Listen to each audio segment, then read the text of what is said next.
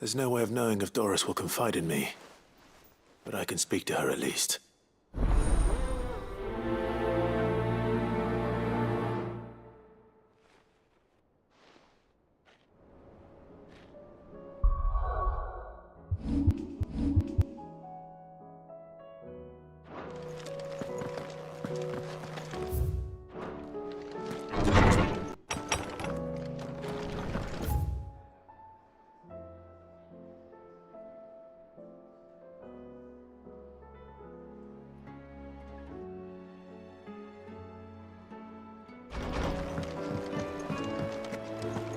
Stew's awful.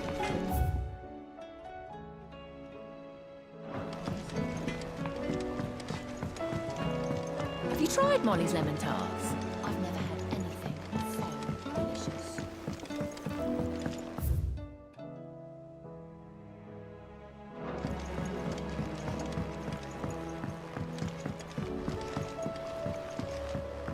Canva lost?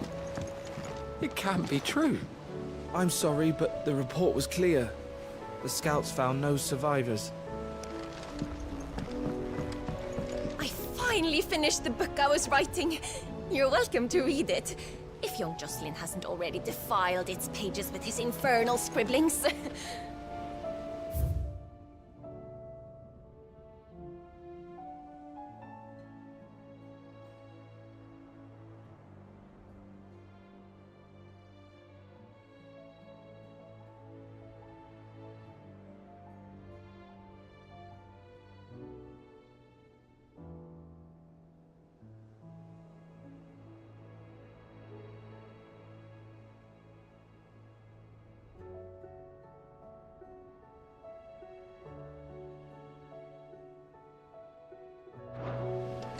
I finally finished the book I was writing. You're welcome to read it. If young Jocelyn hasn't already defiled its pages with his infernal scribblings.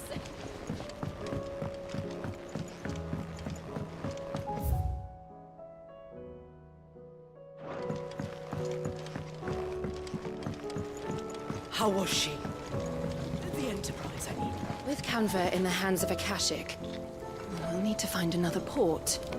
Preferably one as well hidden as the ironworks. Ah, Sid. Just the man I was hoping to see. Did you have a mo? Don't tell me. You need more bomb ash. Oh no, we still got plenty of that left. I'm working on bringing another one of the Chief's designs to life. This time, it's a new smelter. It's got a reverberatory hood over the top for additional thermo amplification and a system of reciprocal recirculatory regenerators that let's just say it gets very blimmin' hot. A heck of a lot hotter than anything Blackthorn's got in his forge, that's for certain. Only mithril engines get hotter, and you can't chuck ore in one of them and get metal out the other end. Trouble is, we won't be able to make out of any old rubbish, neither. We need the good stuff. And I hear you once helped Helena get her hands on exactly that. Any chance you could help me too? If it's for the good of the hideaway, I'd be happy to. Oh, it is. I promise you. So, what exactly is this good stuff you need me to find? We've got a couple of examples here. Spherical echoes, we call them. More fallen materials. So this smelter is similar to the mithril engine in more ways than one. That's right. They're a bit like the thermal helms. Fallen ceramics deal with heat like nothing else, see?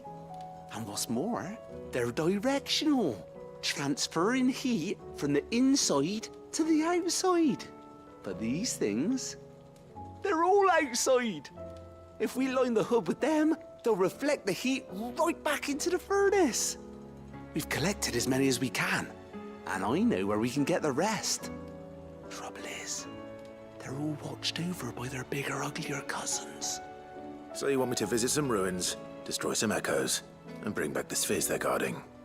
That's it in a nutshell, yeah. We're only 3 short, mind. And we know exactly where they are. There's one up Amber Way, in that ruin that they call Lost Plume, and another in the Silent South, over in Dalmekia. Last one is in the ruins of Advent, which is in the Empire. All right then. Wish me luck. It'll do. I'll be keeping all my fingers and toes crossed.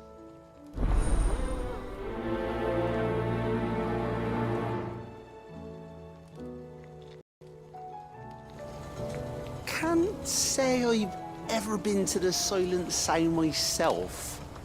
Nor Advent, for that matter. I've hardly ever been out of the duchy, to tell you the truth. Did get the chance to visit Lost Plume once, though. What a piece of work that place is. Would have stuck around to study the relics more. If half of them hadn't been trying to blimmin' kill me. Canva in the hands of Akashic. Need to find another port. Preferably one as well hidden as the island.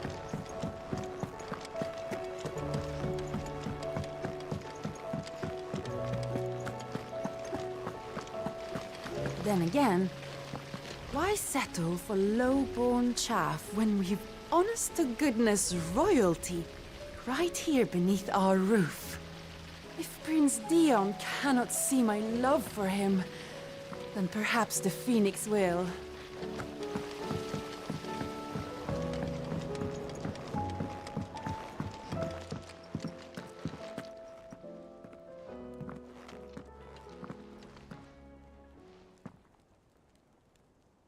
Where are you? Can I help you, Sid? I'm looking for Doris.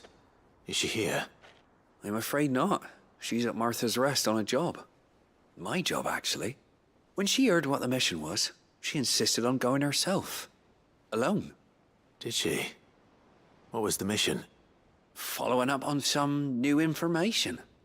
Once they'd settled in, the bearers you helped liberate in the Dragon's Eyrie were keen to talk about their imprisonment. And about their captor. The slaver Cole's team were tracking when they were attacked by the Beastmen. I'll go and find her. She's at Martha's Rest, you say? If she's not moved on already, yes. I hope everything's all right. Why would Doris insist on going alone? Maybe Cole was right to be worried. I would have gone to Martha's Rest with Doris, but she ordered me to stay behind. And I'm not about to start disobeying orders. No.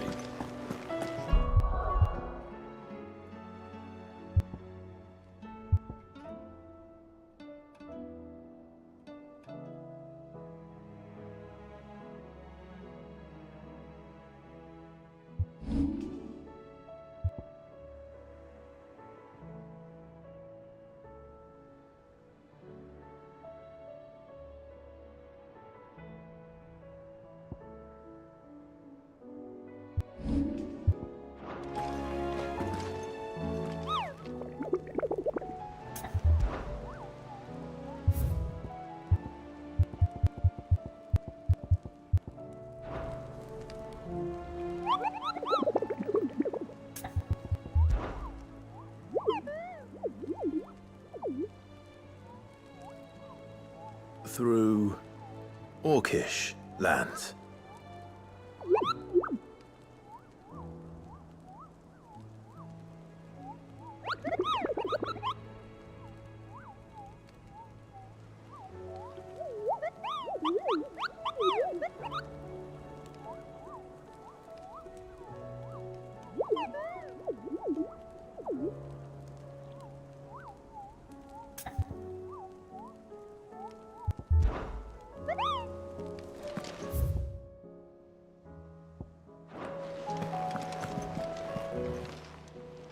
How are you doing?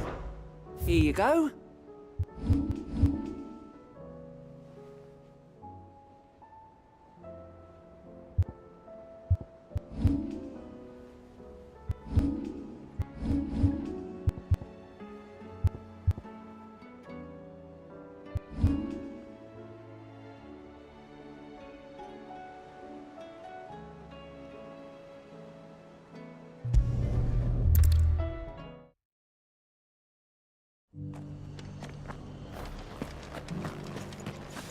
Doris should be somewhere nearby.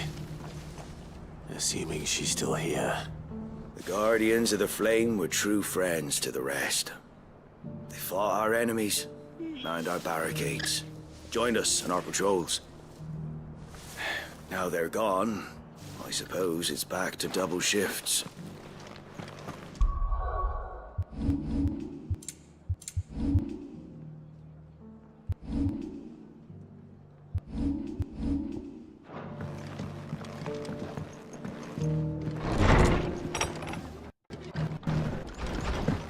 Can't say it wasn't a relief to see the better part of the Guardians fight.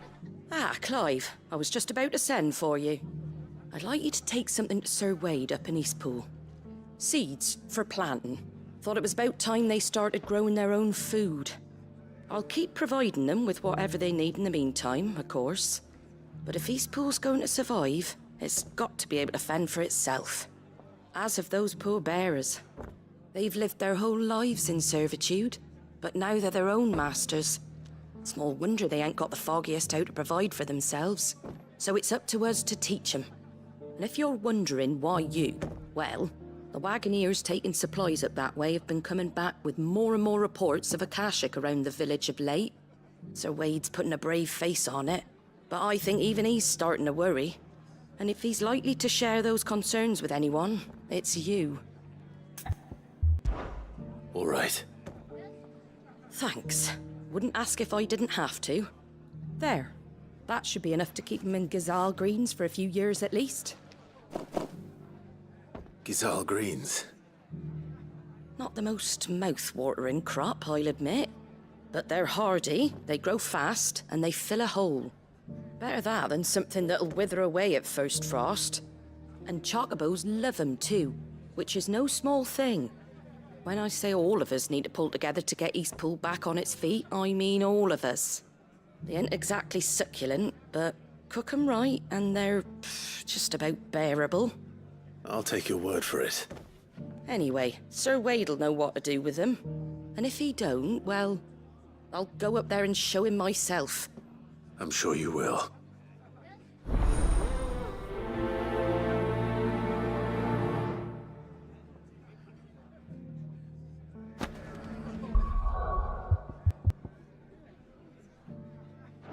Get them Gazal green seeds up to Sir Wade in Eastpool, would you?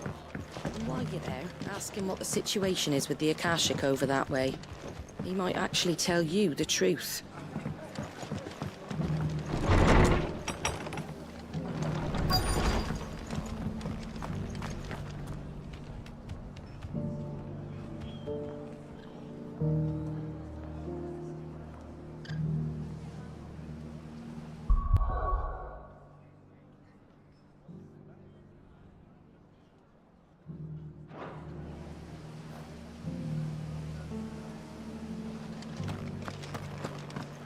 Just because the heavens have gone to rack and ruin, it don't mean we have to. Nearly done.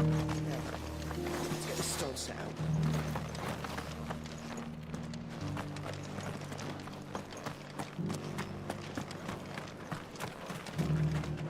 What are you after? Thanks very much. Take care out there, eh?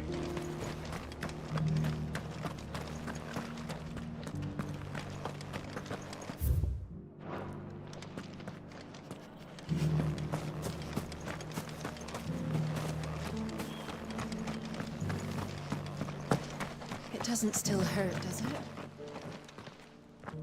It's been a pleasure, Doris. Just like old times. I'll give your offer some thought, my lady. How goes the investigation? Sid, what brings you to Martha's Rest? You. I heard you were out here on your own, tracking our slaver. I trust you're being careful. Of course. And it had to be me. The bearers from the Dragon's Eyrie confirmed a long-held suspicion of mine that the slaver we've been tracking is an old acquaintance. She's no fool. If we'd come in force, she would have spotted us straight away, and then vanished without a trace. That was her just now, wasn't it? So, was it a fruitful reunion? I'd say so. She tried to recruit me. Seems her time in Rosaria is coming to an end. She's abducted bearers from across the region and is looking to smuggle them back into Sambrek. After her brush with those beastmen on the road to Northreach, she hired herself an Imperial escort, which she wants me to join. She's dangerous, Sid, but I think I can stop her. Then I'm going with you. I'll take care of the escort. You can see the bearers to safety.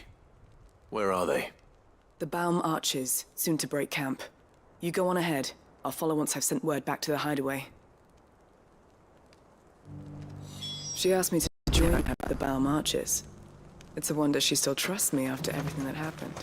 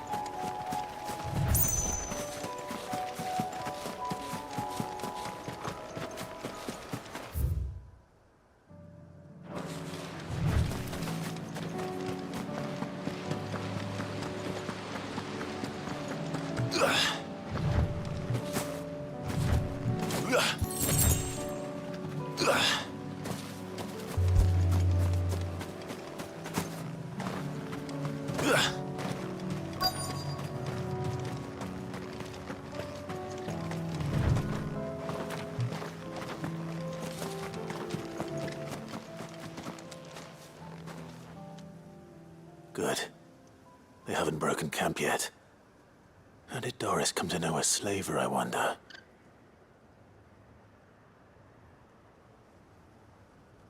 We've waited long enough. She's not coming. Ready the bearers. We're leaving. Back to civilization, is it, Mom? With all haste, lest any of you lackwits start talking like these feckless bumpkins. I presume your men are ready. We've suffered too many delays as it is. Any more, and I'll be docking your pay. Yes, Mom. Oh, but before you go, it appears we have company. Kill him. You're welcome to try.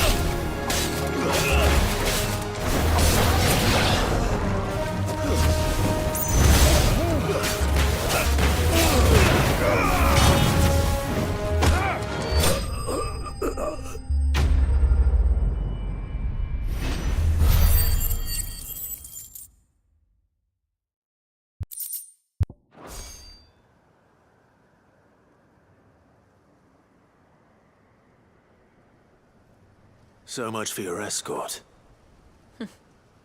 You'll forgive me for not avenging my men. I'm not the swordswoman I used to be. I surrender. Do with me as you wish, Sid the Outlaw. Sid!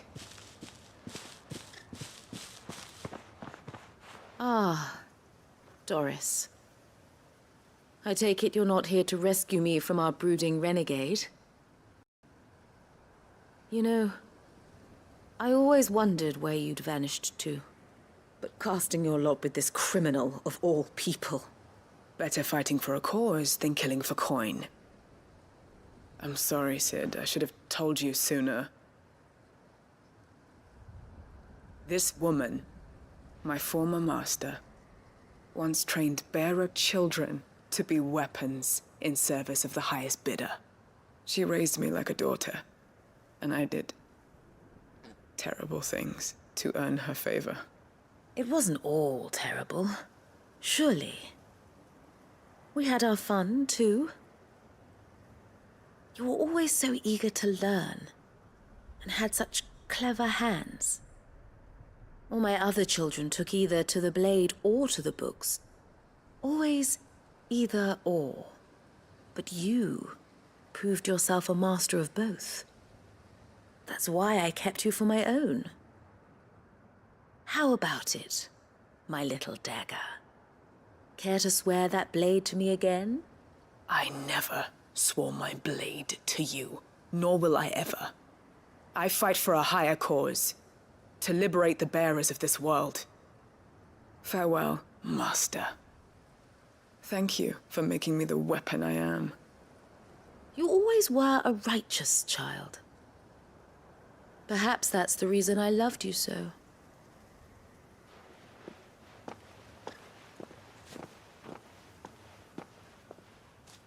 What do you want to do with her? I am not the killer she wanted me to be. Not anymore. And she no longer has friends in high places. The Dame does, though.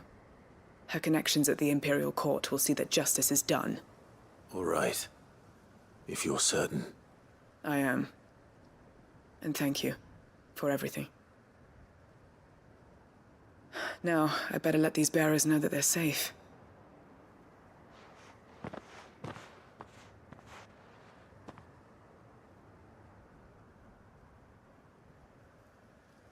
And I should head back to the hideaway and put Cole's mind at ease.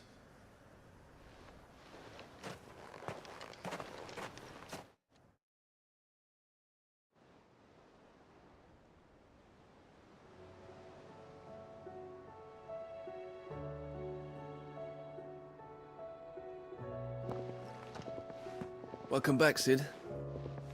Doris's message just arrived. I hear you saved more bearers from being smuggled across the border.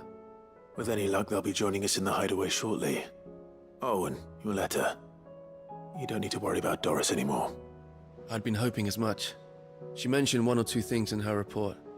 So the slaver we'd been chasing all these months was her former master. Wish I'd known. She's been arrested, by the way, over in Sambrek. Went quietly, or so we're told. And she won't be getting off lightly. The Empire may have no love for bearers, but it's none too fond of black market traders either. Can't have been easy for Doris. I'm sure it wasn't. But don't worry. She'll be all right. I hope so. Suppose you should know, eh? You had quite the past yourself before you came here, or so I understand. Anyway, thanks again, Sid. The Cursebreakers would be lost without Doris. And you, of course. Keep up the good work, Cole.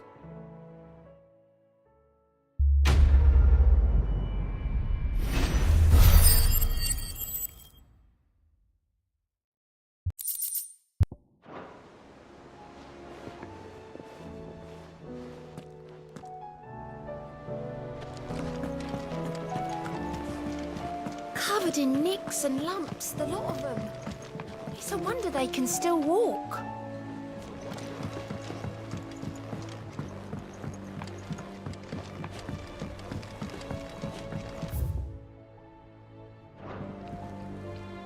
Heard the bad news then, did you? What bad news? About Dravost. Blackthorn's old haunt. With the forge and all that. Well, anyway, the mines just down the road from there are spewing out ether like no one's business. And the village? Safe from the flood for now, but they've got other problems. Akashic. Every creature in the area is either turned or on the way to turning, apparently. Zoltan and the others are living on borrowed time. They need help, and quick. Doris sent a few curse breakers to keep an eye on things, but there's only so much a couple of scouts can do. Except get eaten. If something ain't done soon, the old place will be overrun. I won't let that happen. Didn't think you would. Does Blackthorn know? I thought it might be better if he didn't. He'd only do something stupid. You reckon we should tell him? No. It's better this way. Yeah, well... I can't stand about knowing what's happening out there, so I'm off. I'll see you in Dravost.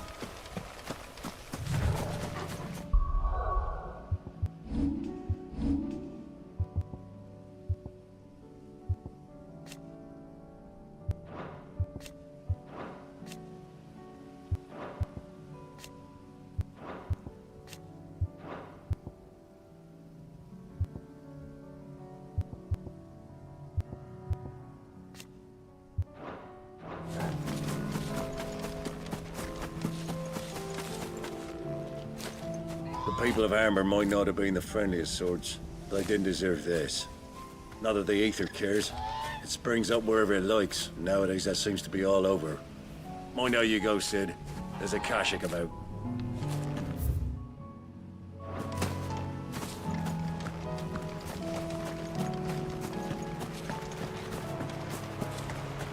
Damn it. The whole village is turned.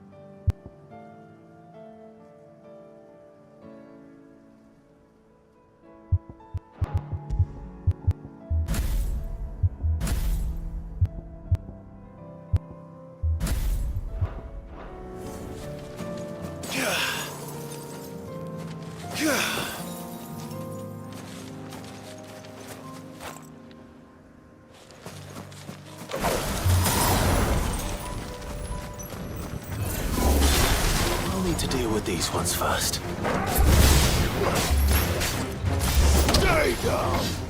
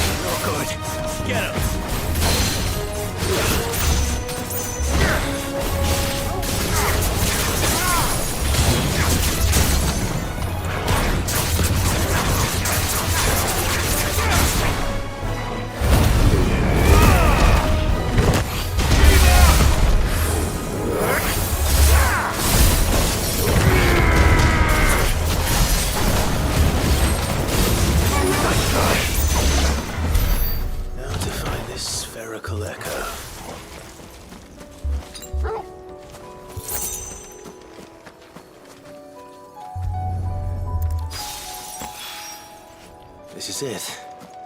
Right then. Just two more to find.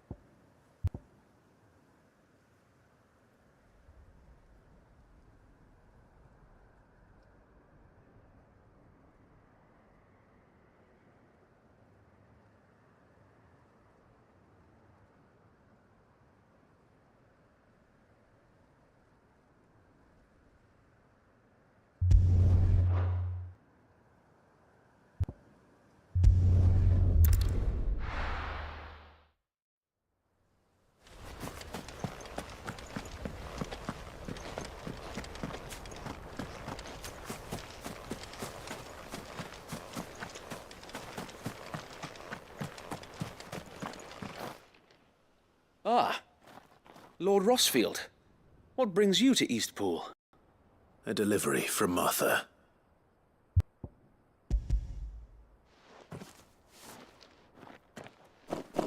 These are Gizal green seeds.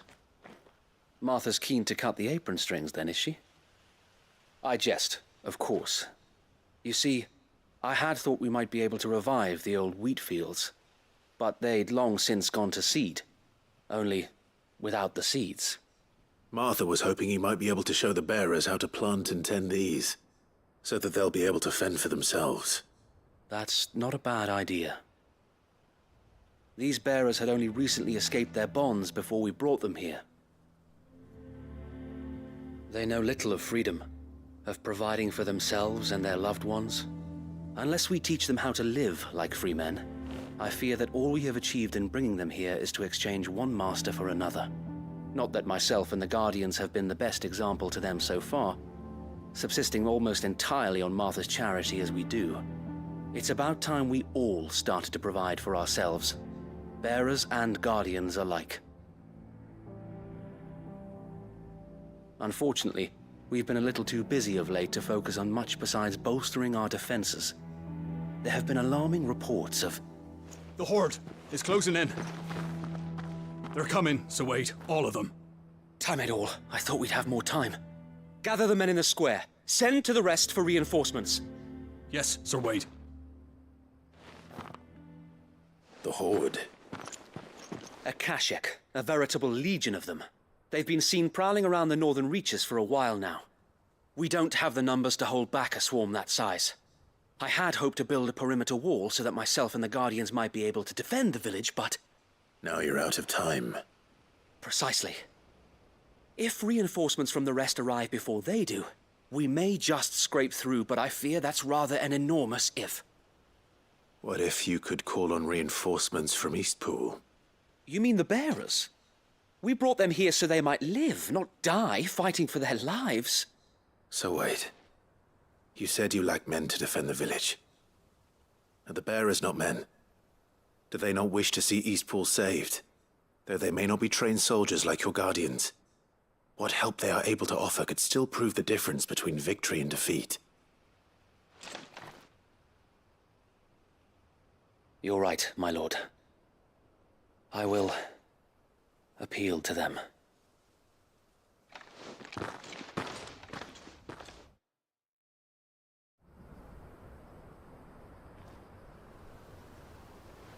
My friends, I humbly beg your aid. We Guardians are few and our enemies many. But I swear we can defeat them with you at our side. You would send us to the slaughter, to serve as bait for those fiends so that you and your men might be spared. And to think we trusted you. Say what you will, a home is not worth dying for. But it is worth fighting for. Sir Wade fights to give you lot a chance. Just like I do. Just like Sid does. We all wanted to give you a home where you could be free. And you got one, didn't you? This place, Eastpool. This is your village. Your home. And if you don't fight to protect what's yours, you'll lose it. You know I'm right. This world wants to take everything from you. Everything. Your homes, your freedom, your very lives. So then, are you going to stand by and let that happen to you? Are you going to accept fate like good little Bran did and die, having never stood up for yourselves? Or will you fight like free men and women?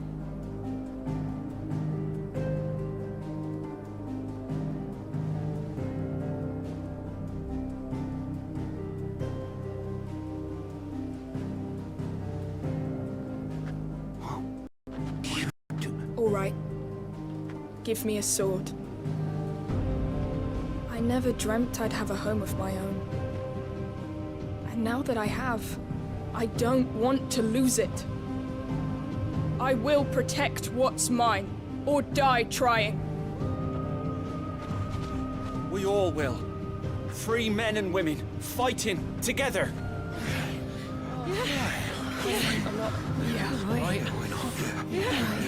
For Eastpool!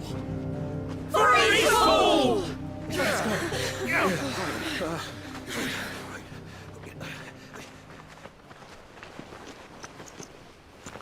Thank you, Martha. Don't mention it. Just promise me one thing. That you'll show them how freeborn fight. Gladly.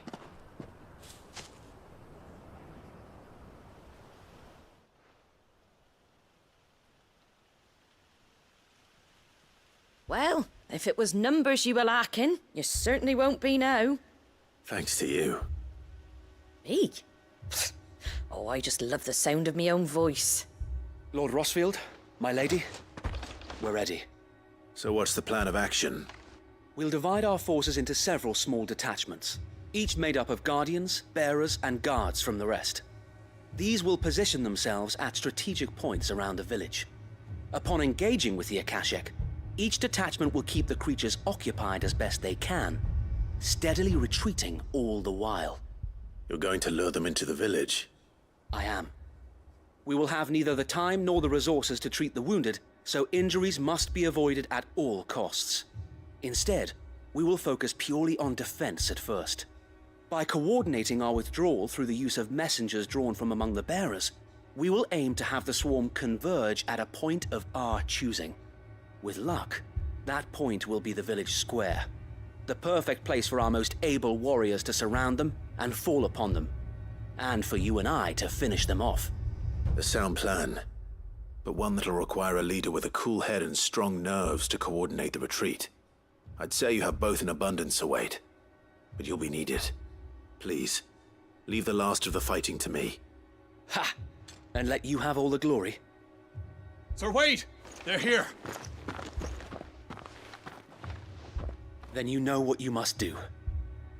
We work together, everyone playing their part, each shielding the other that no man might fall, that Eastpool might live on. For Rosaria! For Rosaria! We've no time to argue, my lord. I'll do as you ask. And I will do as you ask. Suppose we'd better do our bit too then, eh? Right you are, Martha.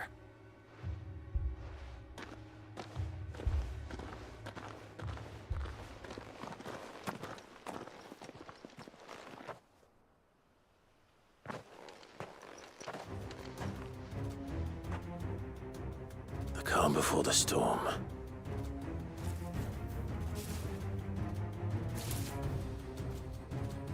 And here it comes. Not let this village fall.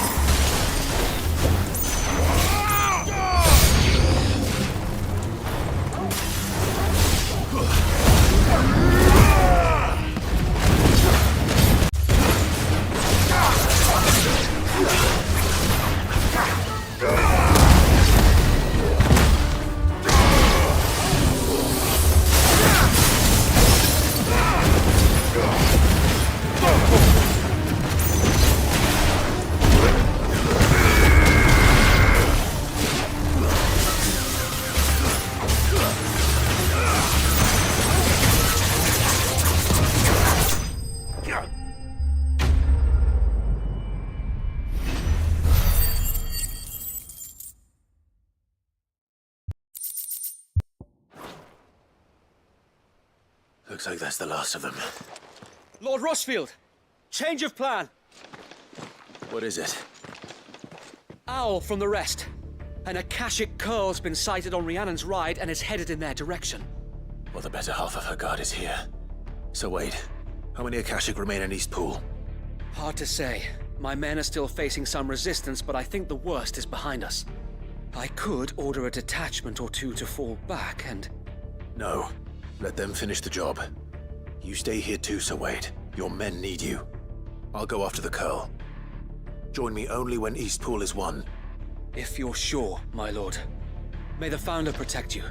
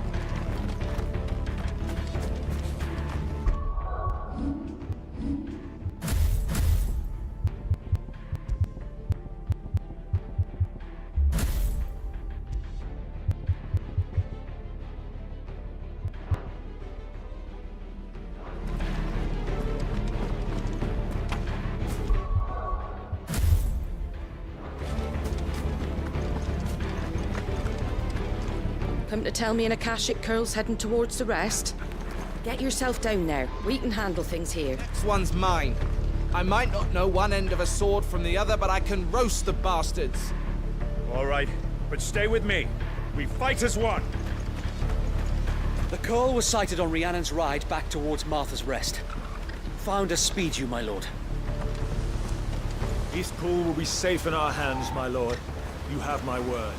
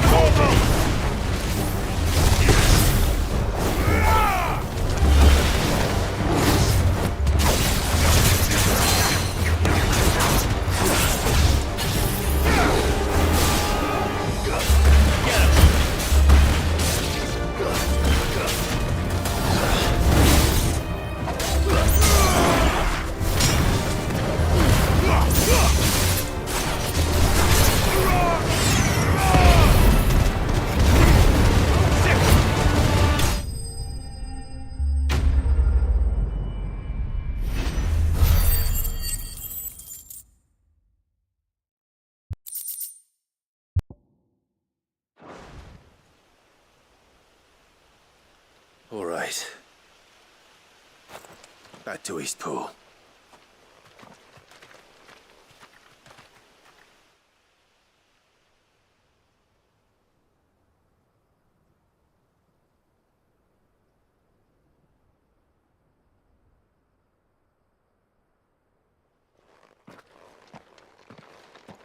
Lord Rossfield, the Curl, is it? It's dead. Thank the Founder for that. And for you, my lord. We were able to eradicate the rest of the Horde. I have guardians posted around the village to keep watch for further attacks, but all seems quiet for now. I hesitate to say it, but I think it might be over. I think it might.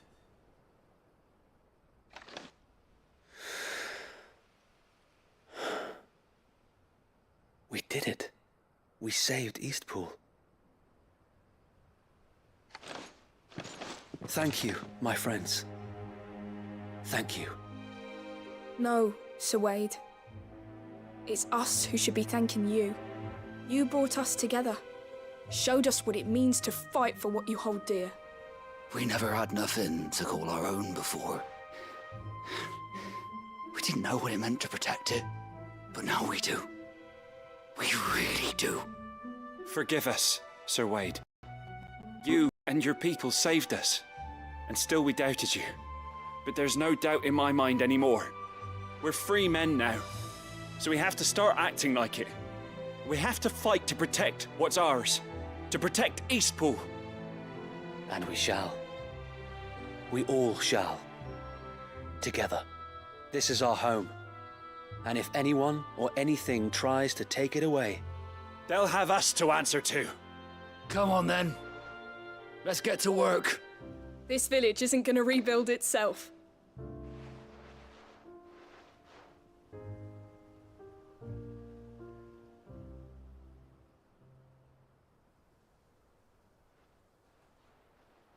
They're not slaves anymore.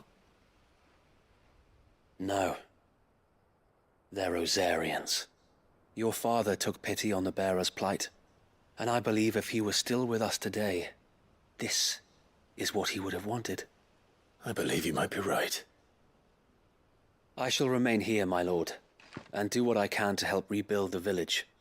After all, this is my home now too, and I could hardly call myself an Eastpoolian if I didn't pull my weight.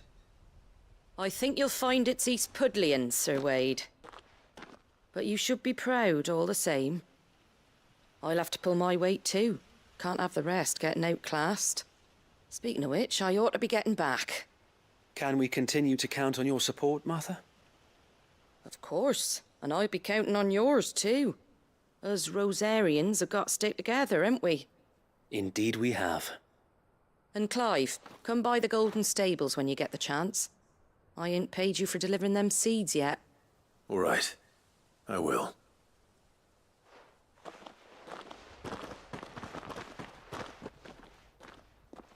Lord Rossfield, do you remember our very first mission together? Clearing the goblins from the Stillwind marshes? How could I forget?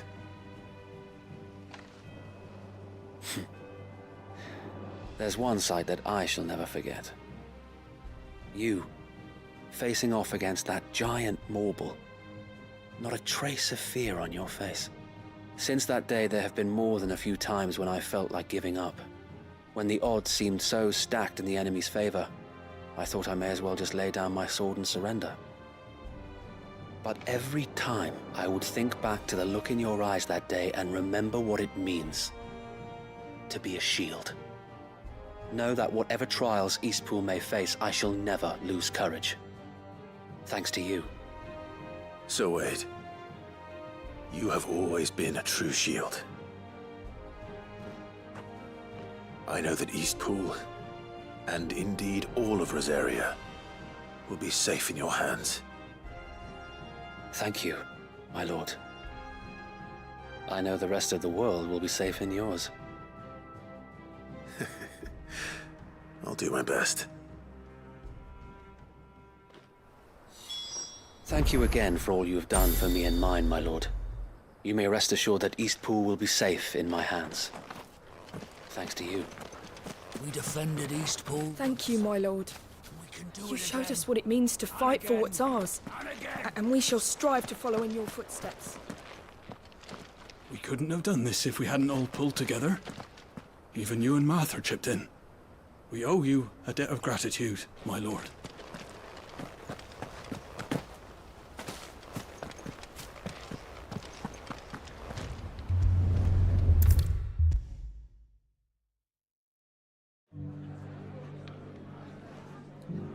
The hero returns. It's lucky you came by when you did, eh? Not only did my seeds get delivered, but you went and saved Eastpool and all. I just did what I could. And it's only right that you get rewarded for it. Take it before I change my mind. Thank you, Martha. So, Eastpool's finally back on its feet again. And a home to free bearers. Who'd have thought we'd see the day, eh? Well, it was your idea. I know that, but I never stopped to think what it would mean. Bearers in charge of themselves, thinking for themselves, working for themselves. Like your hideaway, but not even hidden away. Though I suppose the rest ain't much different nowadays. You know, bearers living free like that reminds me of when I first met Sid. Loath as I am to recall that particular day. I take it you didn't always see eye to eye. What happened? Well, if you really want to know, I started doing what I do long before I met Sid. In fact, that's how I met him. Or at least how he came to meet me. He showed up at the stables one day, asking questions about who'd been buying up bearers. Founder knows what he thought I was doing with them. Running a hunt, poking around in their innards. Something awful, anyway. Me, I thought he was a new constable. Thought the game was up. But somehow we both managed to work out what each other was about. And before I knew it, the cheeky arse was rattling on at me about how I was doing it all wrong. After all my hard work. Told me I was giving them relief, but not freedom. That my bearers were still dying as slaves. Got right under my skin, it did. Told him if he didn't like it, he could bugger off and report me to the garrison. And do you know what he did? He smiled. And then he laughed. And then I did the same. We made a pact that day, that whenever one of us was in need, the other would always be there for him. And you were? Well, we both wanted the same thing. To make life better for bearers. Just like your dad. Do you know I was born right around the time Elwyn became Archduke? Growing up, I saw how he tried to change things. He certainly didn't lack for ambition, that one. Indeed. But the loftier one's ambitions, the harder they are to achieve. Which is why those of us who follow in their footsteps need to finish what people like Sid and my father started. Suppose you're right, aye. And if we don't manage it, there's always them who come after us. Good thing we've got a few half-decent sorts waiting in the wings, eh? It's almost enough to give you a little bit of hope. Just a little. Anyway, enough nattering. Better get back to work. Let's see about making everyone some dinner, shall we? The least the folks who saved Eastpool deserve is a hot meal. And you and me ain't gonna save the world on an empty stomach neither. That sounds like a wonderful idea.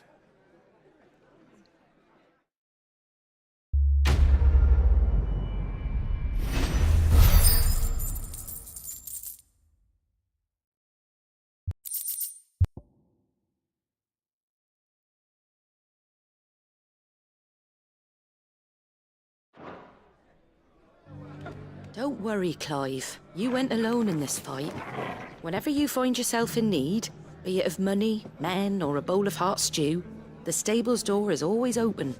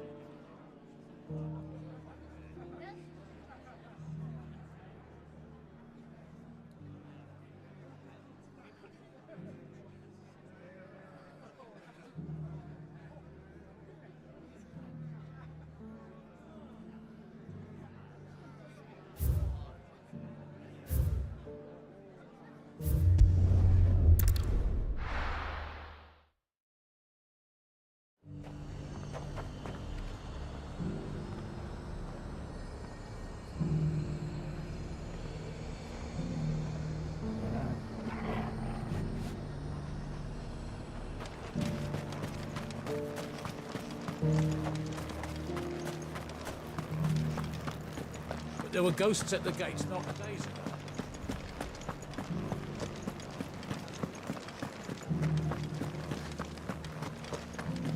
Those things I said before about not being able to fight. You didn't mean them. I know. That's not the man you are. The man I love.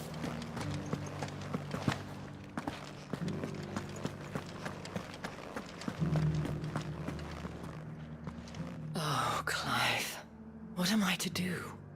My wards and I may soon be without a home. What's happened? The High Cardinal has descended from his lofty throne and taken up residence here in Northreach. The High Cardinal? Leader of the Council of Elders, second only to his Radiance at the head of the Imperial government. Not that any of those things still exist. Now he goes by his noble title, the Duke of Oriflamme. And what does he want with Northreach? He wants to transform it into a military stronghold, a foundation upon which to build a new Sambrec. He's already secured the support of the various army remnants, with promises that they shall be afforded the respect they deserve in his empire. One built on the confiscated property of the people. He would rob the populace to pay for it. Believe me, I have used every means of persuasion to discourage him from this folly. But for whatever reason, he will not listen to me. What does Captain Philippe make of this? When the town was under attack, it was him the soldiers rallied around. Couldn't he use that influence again? How? By speaking out against one of the most powerful men in Sambrec. A man whose stated aim is to revive the empire Philippe's comrades swore to serve, and to improve the soldiers' lot within it. The captain can offer them a regular supply of gruel, and an occasional trip to the Vale to help them forget the terrors they face each day. The Duke offers them a vision of strength and safety. No. Any attempt to incite mutiny would cost Philippe the support of his men, if it did not cost him his life.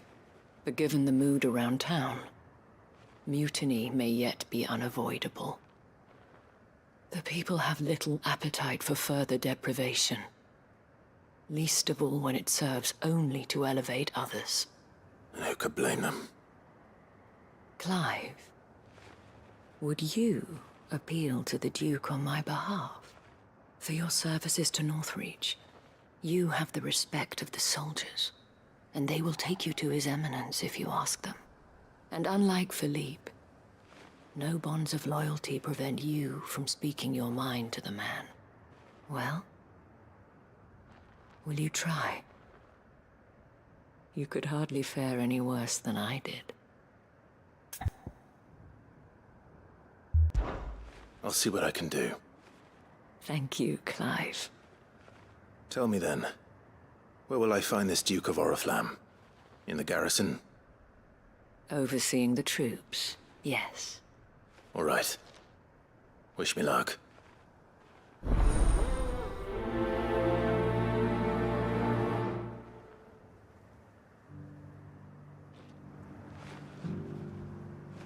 The fact that the soldiers trust you may well carry some weight with the Duke. He needs their support, after all. I only hope that you can make him see sense before he tears the town apart.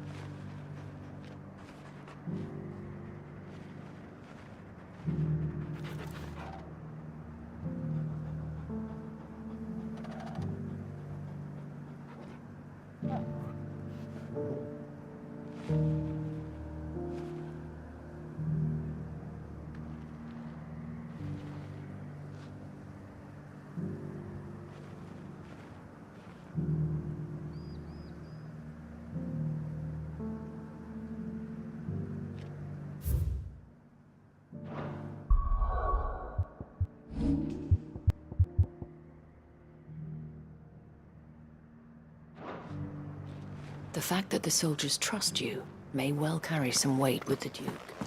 He needs their support, after all. I may have met this Duke before, at the Remembrance Ceremony. Let's hope I didn't make a strong impression.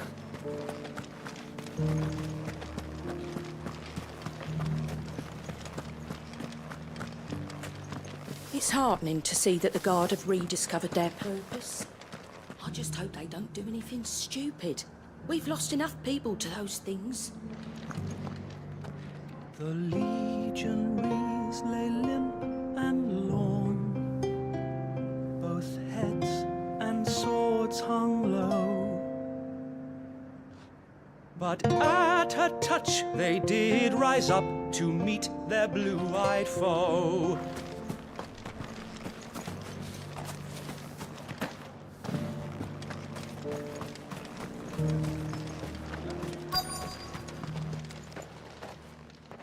Halt! Oh, sorry about that. You're the dame's man, aren't you? You got some business with the captain? No, actually. With the Duke. I was hoping I might be able to speak with him. We're under orders not to let any civilians pass. But you should be all right. His Eminence has heard all about you and your heroics. Wait here. I'll go and ask.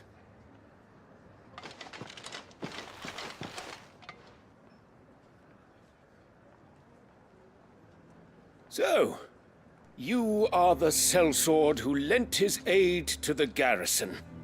The Empire owes you a debt, and I shall see it repaid. But tell me, is it wealth that you seek, or favor? Neither, Your Eminence. I thought only to inquire about your plan to turn Northreach into a stronghold. Ah, I see. You are worried the expanded garrison will render your services redundant. Yet you needn't be. A proud fighting man like yourself shall always have a place here. Pride of place, in fact. For too long has the contribution of the noble soldier been under-reckoned. But no more. For it is they who shall see the Holy Empire rebuilt, beginning right here in Northreach. Why here, Your Eminence? The town has been fortunate enough to escape largely unscathed from the recent troubles. Her defenses are sound, and her garrison well prepared. Which is more than can be said for Oriflamme or Twinside. The Empire wants for a capital, and I believe Northreach to be the perfect place. With Caer Norvent as her citadel. Once we have seen to the refortification of both the town and the castle, we need only build a wall around both to create a city that would be the envy of the twins. Plans are already underway for the construction. Soon enough, these thralls shall learn that they are no match for the might of Sanbreque. I fear you underestimate how dangerous these creatures are, Your Eminence. Should they return in force, you will need all the people of Northreach to come together in defense of the town. Something they may be loath to do if they've been deprived of their worldly goods. The people will do as their leaders command. If Sanbreque is to be rebuilt, she will require a functioning government. One whose authority is beyond question. That is why this levy is necessary. So that any man who wishes to join the army might do so and be fed, outfitted, and paid as befits a defender of the Empire. And yet there are those who persist in peddling the treasonous lie that I seek to steal from the people and drive them from their homes. I suspect they're afraid of losing what little they have left. Precisely. The common folk have little and less, and you mean to deprive them of even that. You would sow the seeds of your new empire in your own salted earth. Sabine, we have discussed this. Yes, and I told you then how putting the empire before her citizens would lead only to revolt. Without an empire, there are no citizens. And in yours, there will be only beggars. Is that what Griga wills for her people? Do not take her name in vain, Sabine. I'll come back later. A citizens' revolt. I wonder what the people really think of the Duke's plan. It wouldn't hurt to ask them, I suppose. Let's begin with those on the other side of the wall. Sabine, you are embarrassing me. You're embarrassing yourself!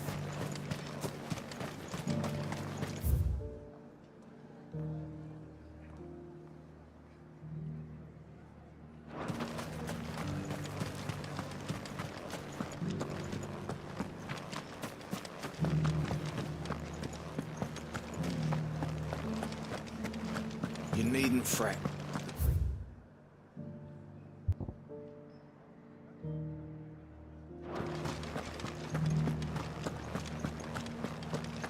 There were ghosts at the gates not days ago.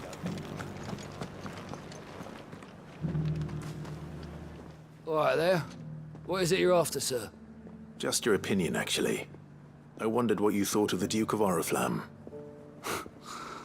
Oh, him. Not much.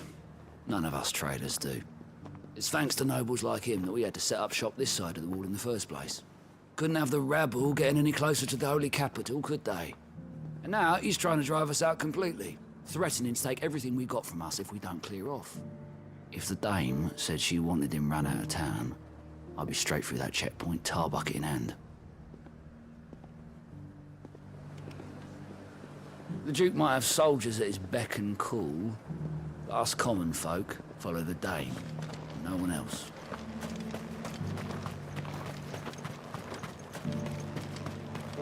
I heard the dame got an icon to rid the meadows of those ghasts. Come now, she surely cannot count a dominant amongst her clients.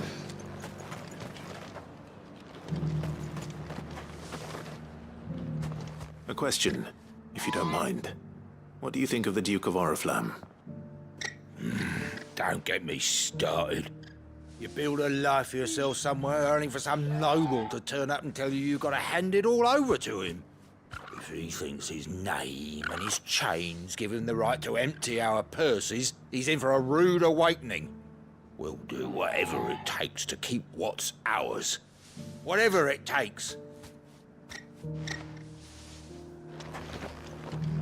If he comes calling, the only thing I'm giving the Duke of Oriflamme's a piece of my mind. Maybe a smack in the gob.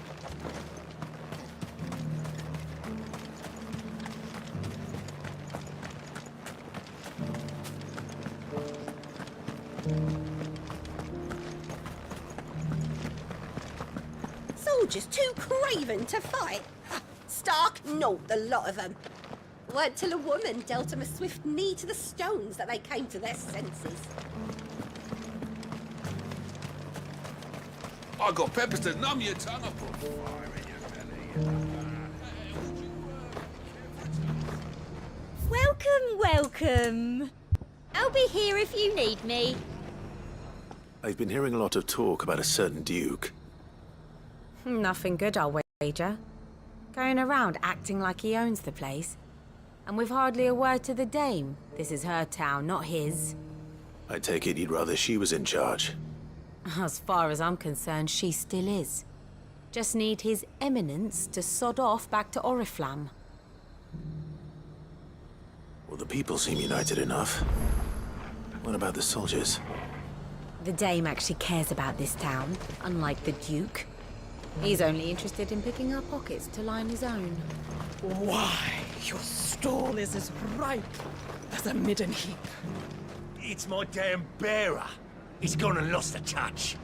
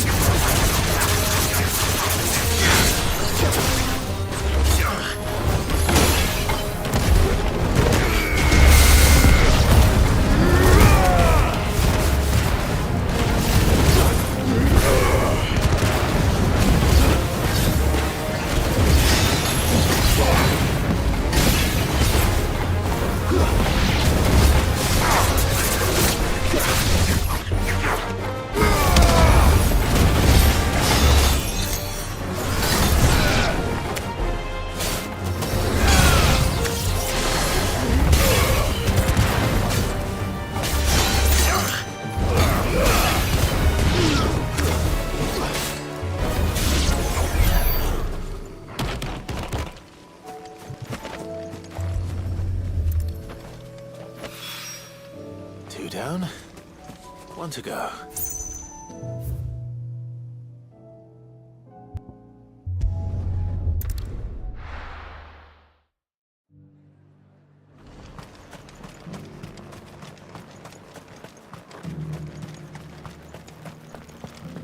There were ghosts at the gates not days ago.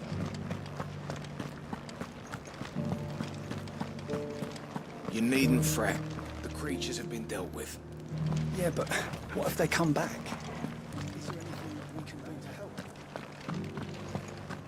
Those things I said before.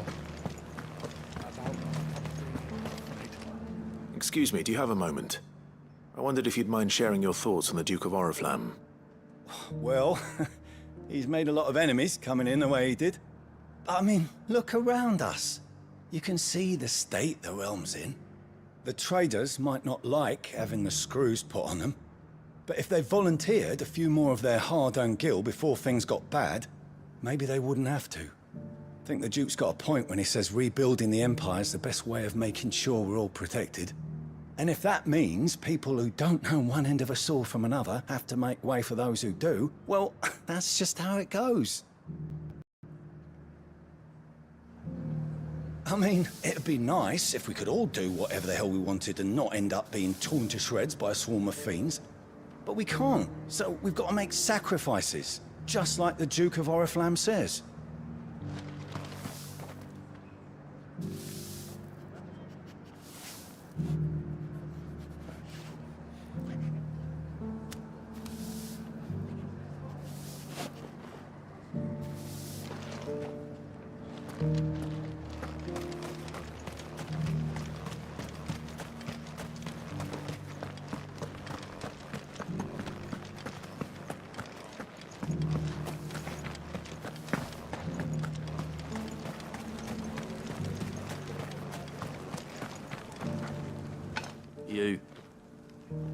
You're the one who was talking to His Eminence. On the Dame's behalf, yes. I was trying to persuade him not to take the people's goodwill for granted, but it seems my words fell on deaf ears. What do you think of his plans? I'm a soldier, mate.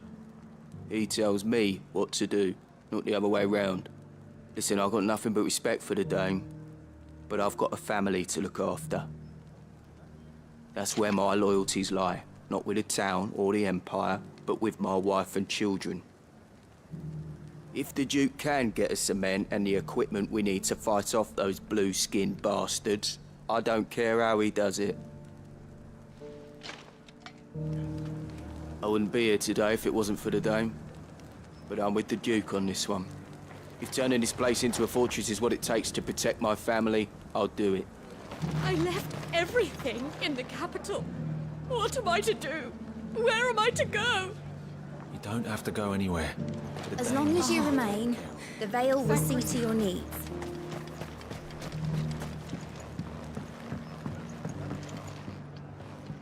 I hear the Duke of Oriflamme plans to turn this town into some sort of fortress. Do you think that's a good idea? It's not for me to say. All I know is that unless the Emperor orders me otherwise, His Eminence's word is law. Look, no one likes all these taxes and tariffs, but empires don't come for free. Once Sanbreque is back on her feet, we'll all reap the benefits. Let's see what Philippe makes of all this. What the common folk don't understand is, this is for them too. Either we turn the Empire back into a force to be reckoned with, or we live in fear the rest of our lives. Sabine, you are embarrassing me. You're embarrassing yourself.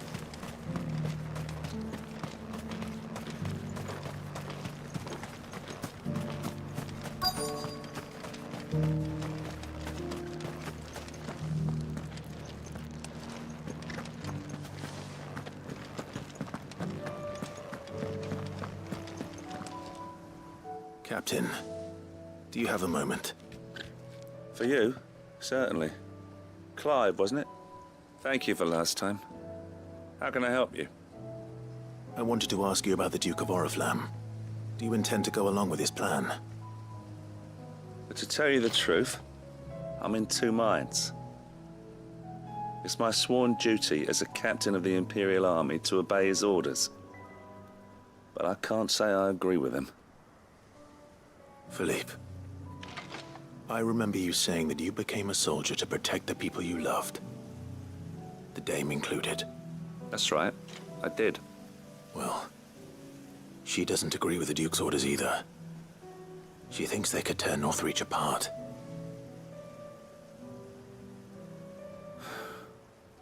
And she's probably right. Thank you, Clive. I know what I need to do now. Protecting the people I love is what matters. Doesn't matter how. Well, duty calls, so I better go. Thanks again.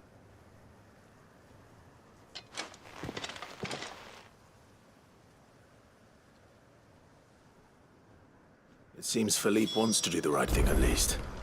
I expect Isabel will be pleased to hear that, if nothing else.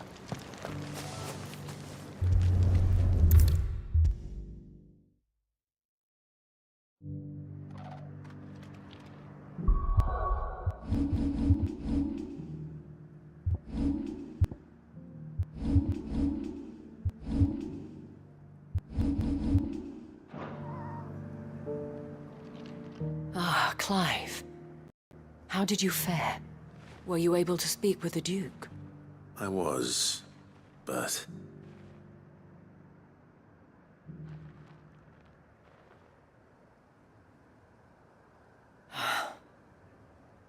So Northreach is to be a fortress after all. Well, it will certainly help to hold back the thralls. There's no denying that.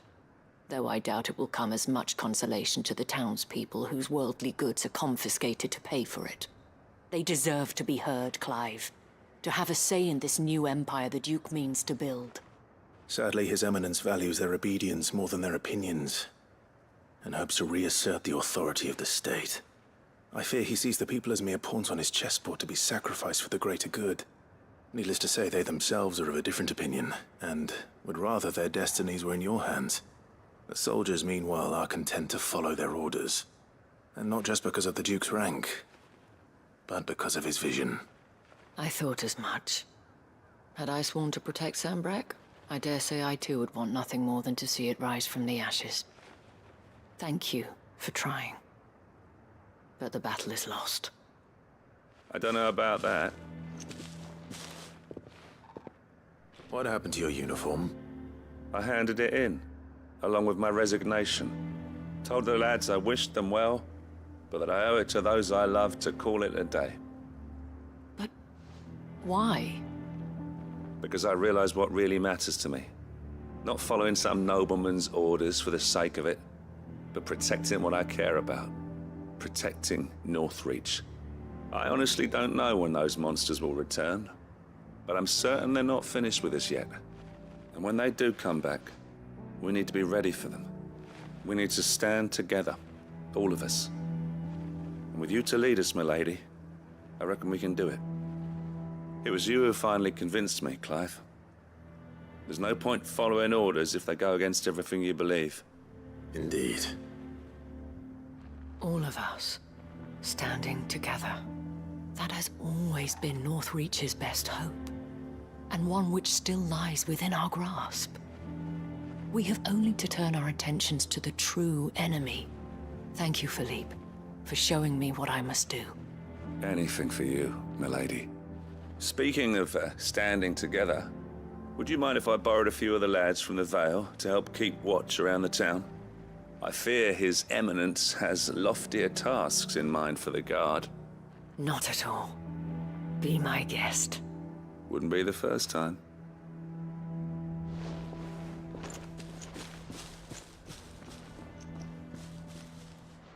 There may be hope for Northreach yet. Especially with men like you and Philippe to champion our cause. I, for my part, shall continue to work upon the Duke, in the stubborn belief that I might still tempt him into joining hands. But I suspect I shall have to call upon your aid again. Until then, Clive. Until then...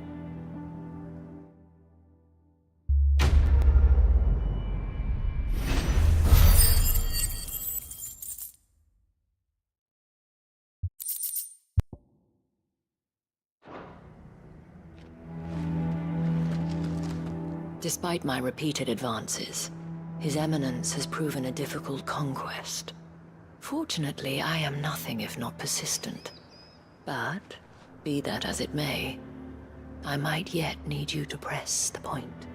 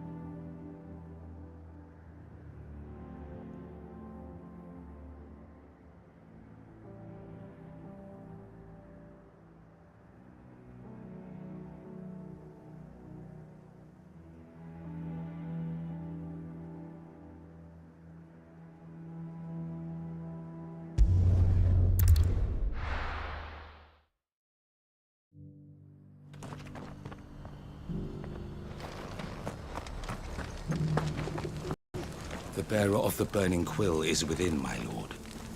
Prithee enter.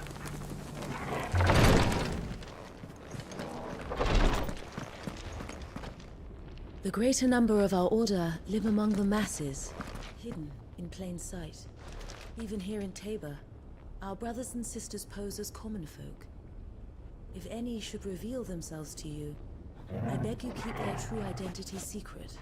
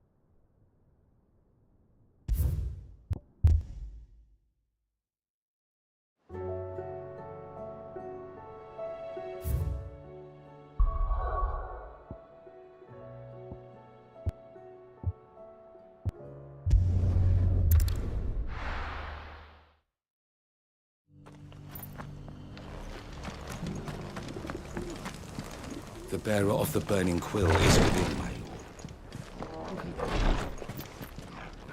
How may I serve you? As bearer of the burning quill,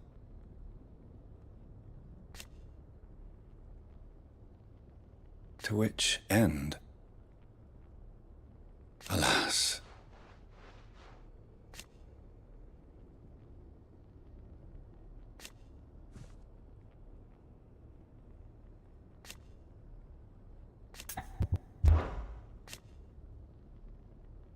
Indeed.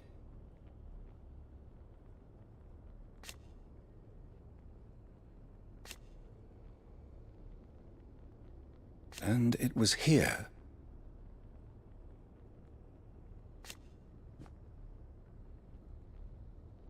an unfortunate truth.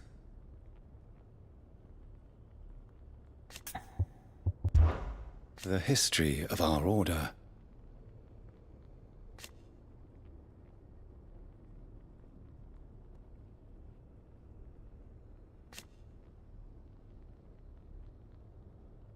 naturally.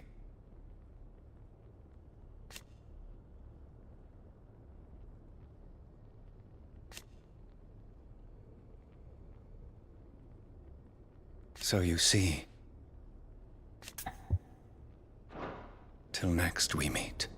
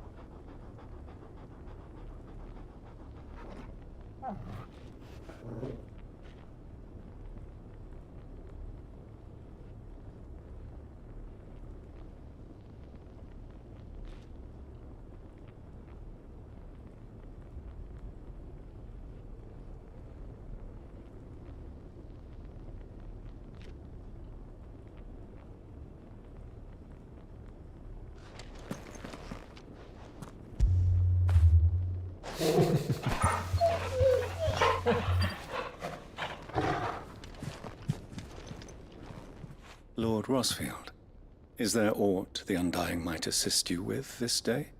Perhaps. My brother said that your order was helping him with his quest to uncover Ultima's origins. Have you learned anything of note since last we spoke? Little and less, I regret to report. I see. Be assured, however, that we will not rest until the truth is known. Even now, our archaeologians scour ruins in every corner of the realm for traces of Ultima's touch. Fallen ruins, I take it. Dating back as far as Phoenix Gate. Indeed. Ultima's thralls are oft sighted among the remnants of the fallen civilization, as if protecting the secrets concealed within. Secrets we'd see unearthed.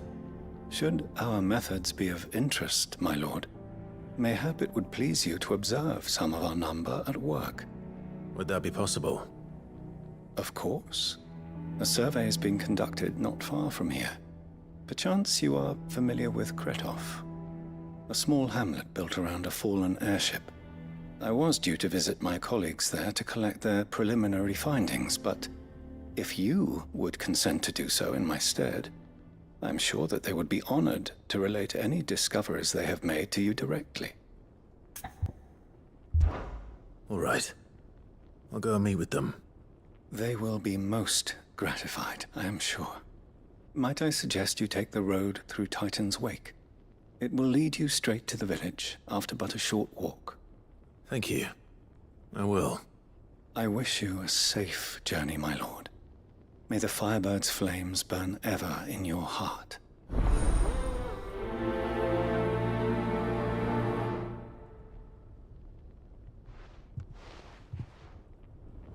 My colleagues await you in Kretov, my lord. But say the word, and they will be only too glad to share their findings.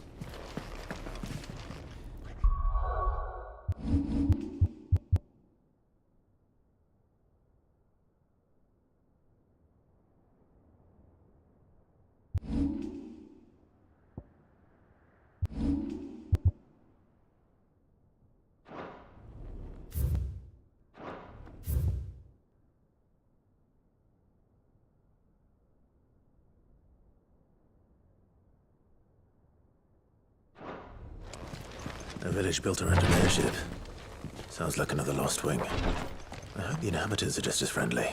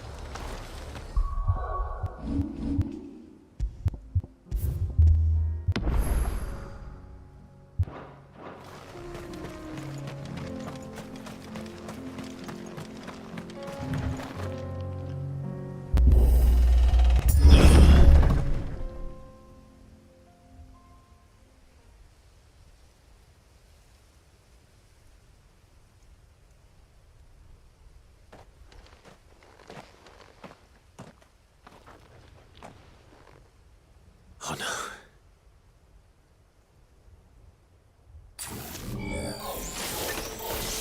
You'll pay for this. There'll still be survivors.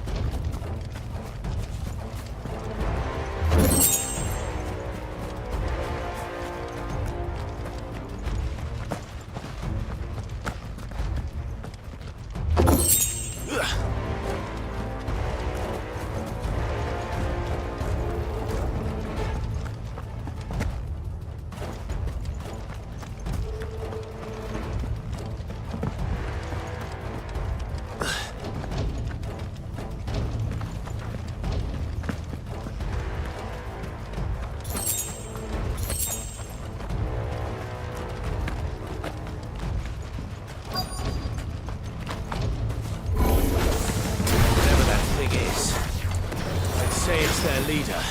To me, Flames!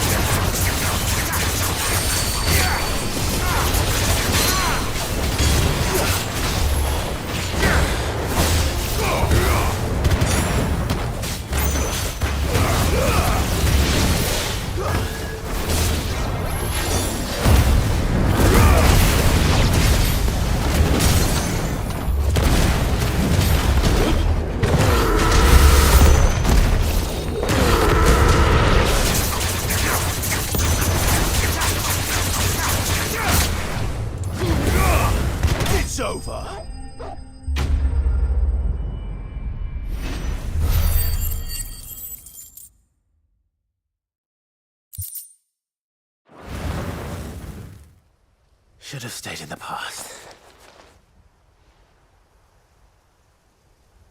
These must be Cyril's colleagues.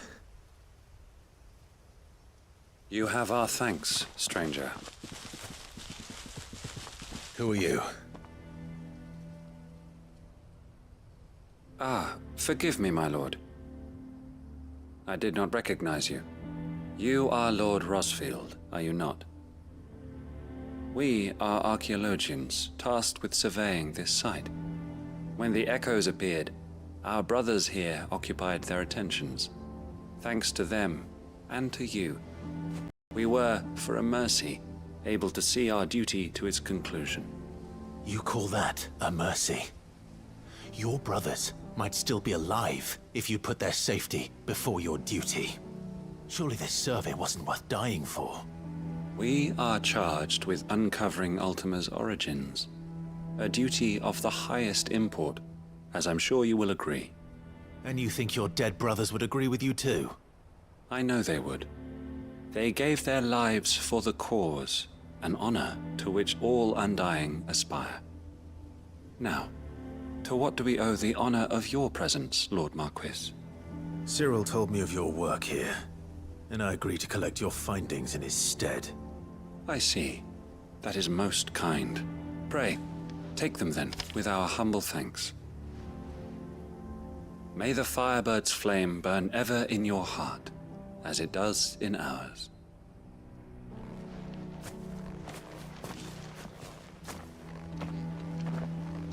It's one thing to lay down your life for another, but for a survey... I suppose I'd better get this back to Cyril.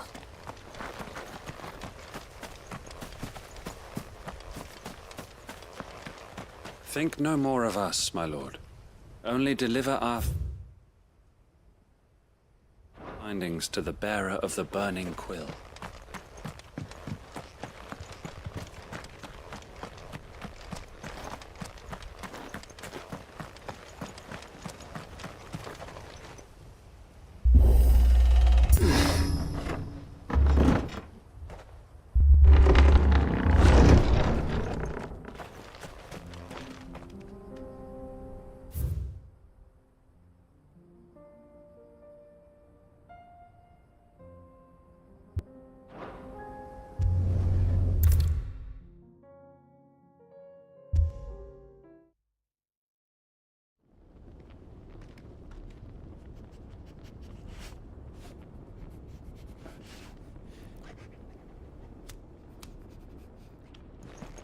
Ah, you are returned, my lord.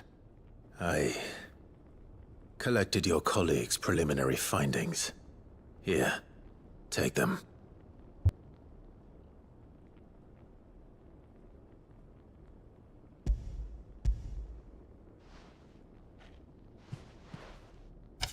My thanks. I shall study them, and inform you forthwith if I discover aught that might aid you in your fight against Ultima. Cyril, Your survey party suffered several losses in Kretov. Losses which could have been avoided, had the others not chosen to complete their work, instead of saving their friends. Were these your orders? No. This was their choice. Every Undying devotes his life to the service of the Phoenix. It is our sole duty, and should we die in discharging it, so be it. Even when death is avoidable.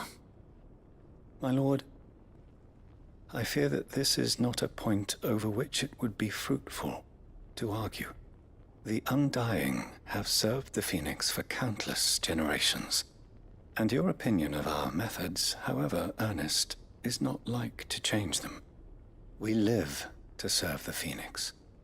Our very order exists for that purpose, and that purpose alone. Cyril, I know that you and your brethren answer only to Joshua, but allow me to offer you a word of advice. It does not further the cause of the Phoenix to have his loyal followers surrender their lives without good reason.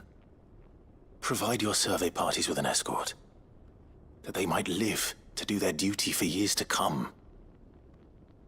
Think not only of how you can serve the Phoenix, but how Joshua would want you to serve him.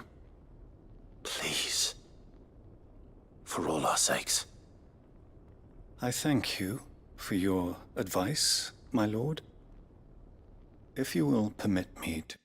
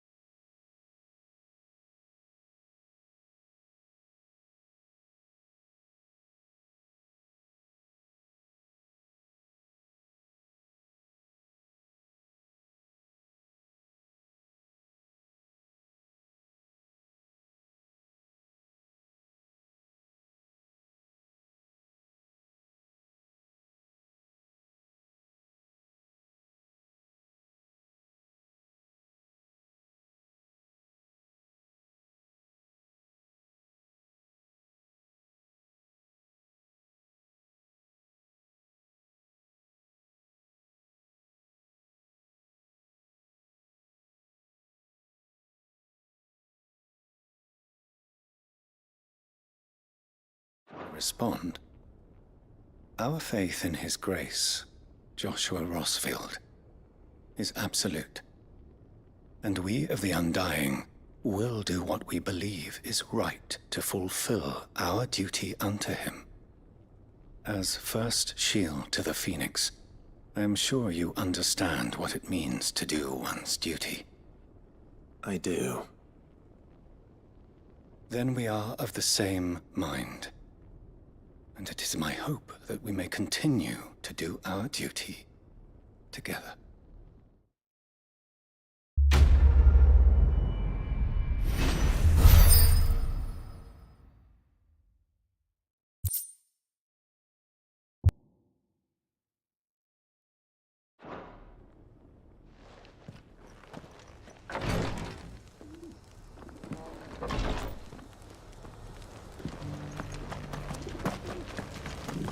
bearer of the burning quill is within, my lord. I thank you for assisting my brothers and sisters with the survey in Kretov, my lord. There are magics beyond mortal ken hidden among those ruins, and others like them. If we can learn their secrets, mayhap we can use them to resist Ultima's might. We of the Undying devote our lives to the service of the Phoenix. And you, my lord, are his sworn shield. Sworn to protect him from any danger. We both have our duties, so let us see them done. We of the Undying devote our lives to the service.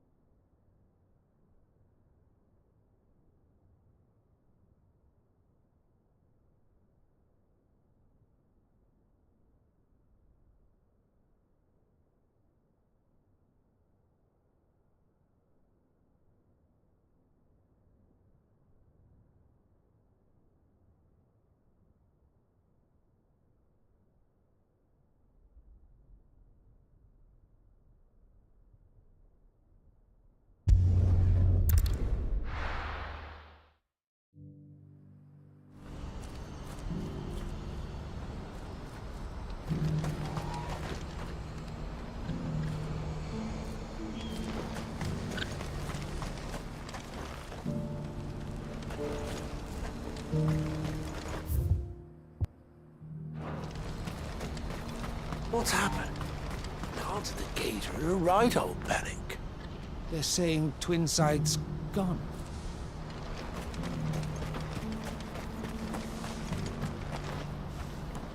Ah, Clive. You'll be pleased to know that the negotiations are progressing well. That is good news. Yes. Our comrade in Randala has just sent word that the contract should be signed very soon. But I still have much and more to prepare. It's a huge undertaking moving this many bearers at once. You couldn't do me a quick favor, could you? What is it this time? More wild beasts? Nothing like that. I just need you to go over to the caravans and ask El how long we have until the bearers arrive. Find out exactly how much faster I need to get all these supplies moved. All right. I'll go and ask. Thanks, Clive. I owe you one.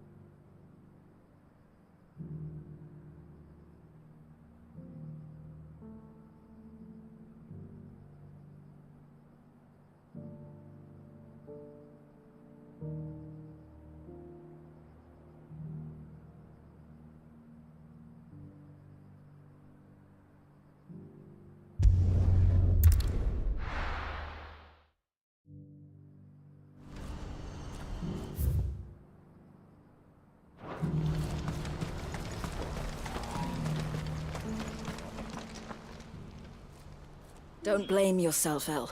This is their fault, not yours. I know, but... No buts about it, all right?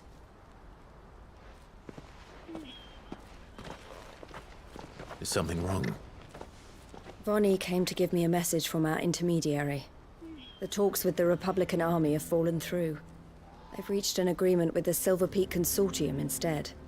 Though prices have fallen of late, we deliberately offered above the going rate to try and deter other bidders. But the Consortium offered double what we did, and the army jumped at the chance. And you had no opportunity to make a counteroffer? None at all. And we were so close. El? What's happened?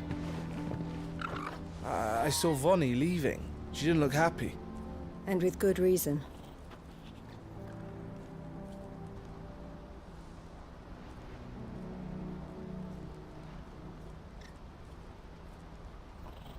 But I thought we were the only ones the Fist was speaking to about the bearers. How did the Consortium even find out about this?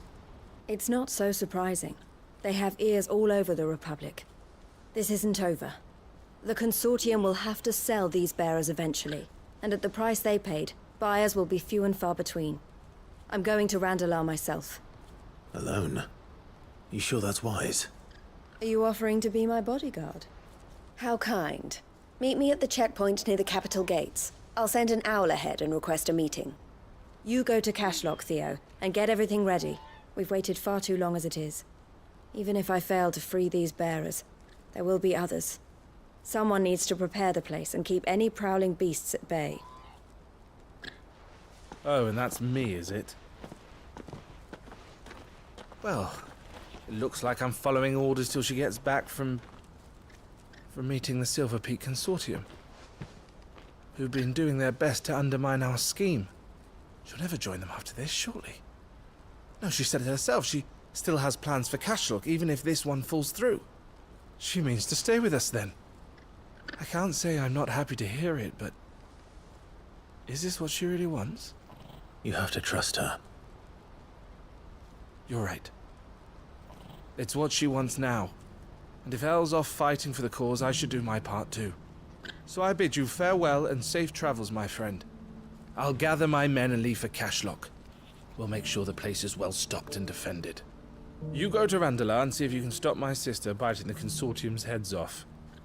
If she won't consider her prospects, someone has to. I'll do my best.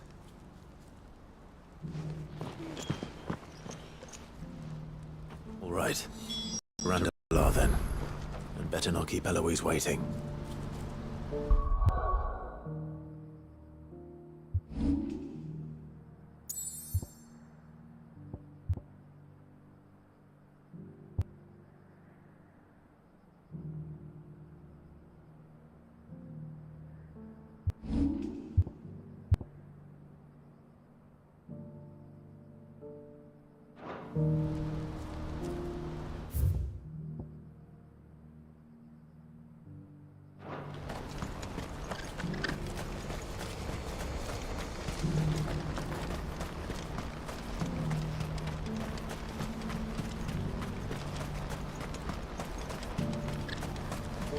What I wouldn't give for a hot meal. Would that we had anything to give. Looks like this is the end of the road for us. When are they gonna let us through? I don't know. Did you see it too? Lights in the sky over the Dominion. I did. What do you think?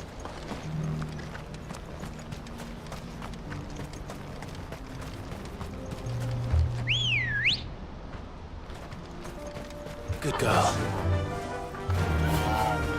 Run like the wind.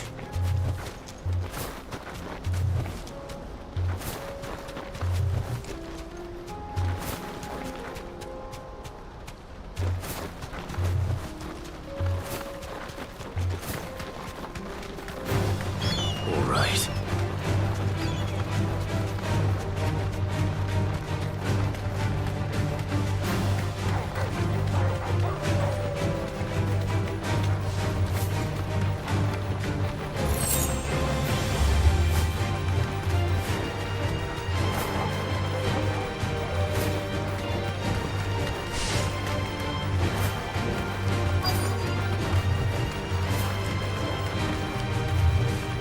You deserve a rest.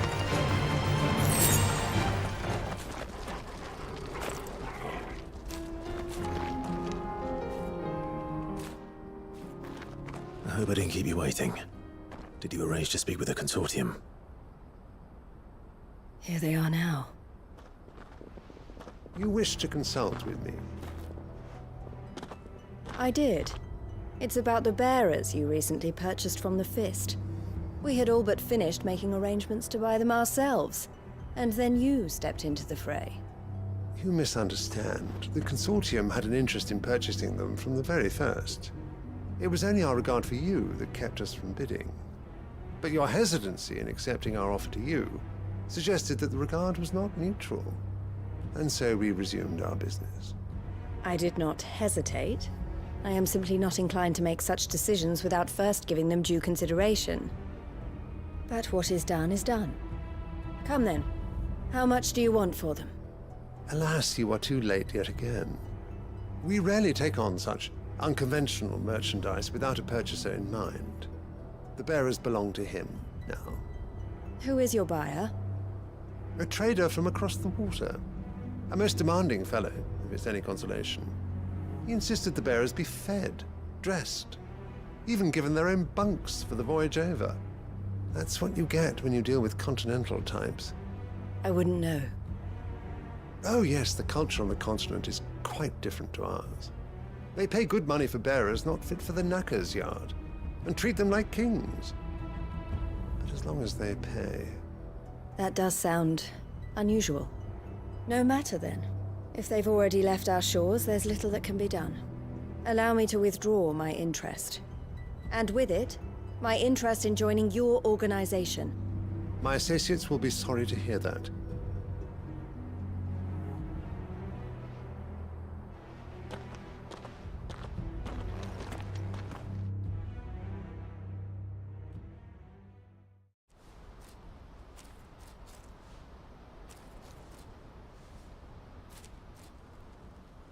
I'm sorry you weren't able to save them. As am I. But I only have myself to blame. He was right, you see. The Silver Peak Consortium did intend to buy those bearers before I did. Their representative hinted at a possible purchase when he came to recruit me.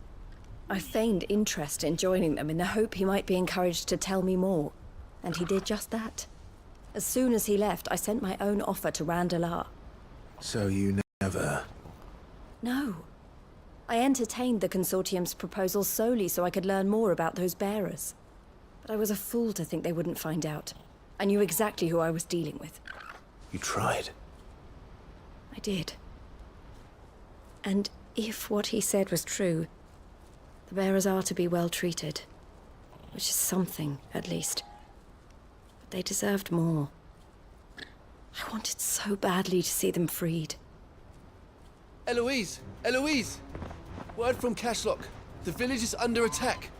A pack of beasts have come down from the mountains, and there's a dragon at its head. Theo and the others are trying to hold them off as best they can, but the odds are against them. They need help, and fast. Theo! I'll go on ahead. Thank you, Clive.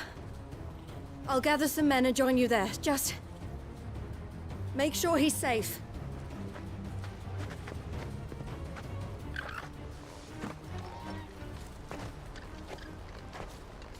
Hold on, Theo. I'm coming.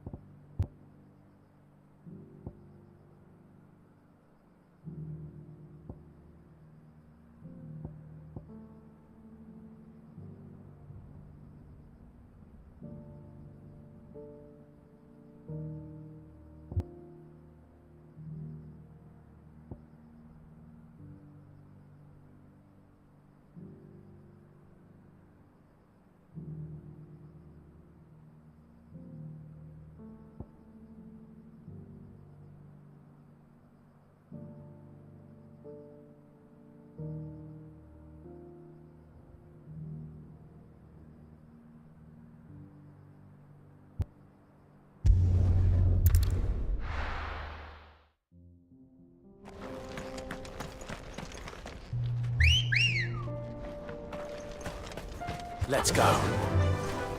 Faster!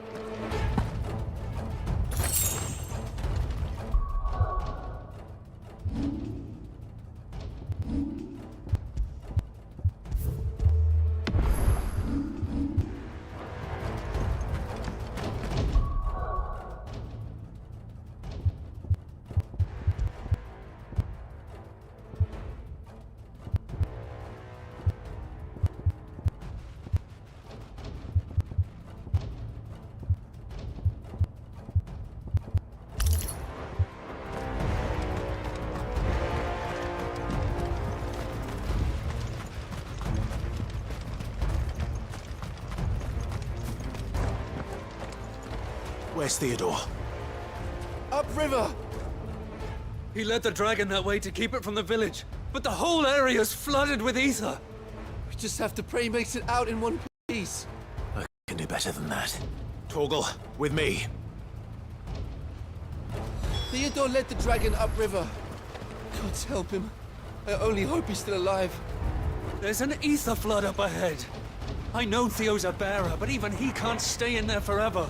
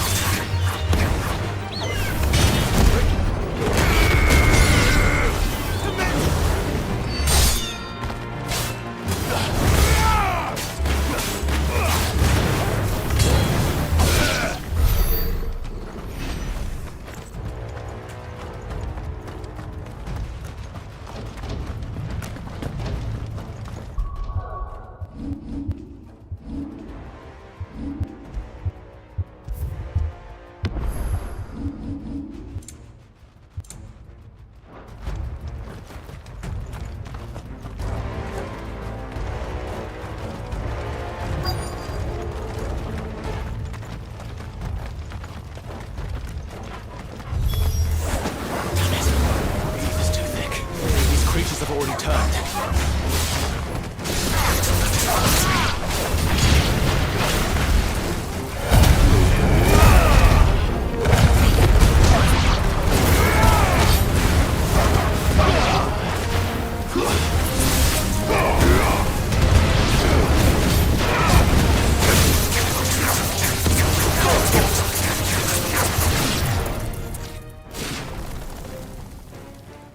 I can't waste any more time.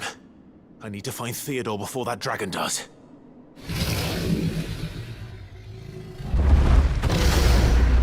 Looks like it's found me. This thing's turned as well. This isn't going to be easy.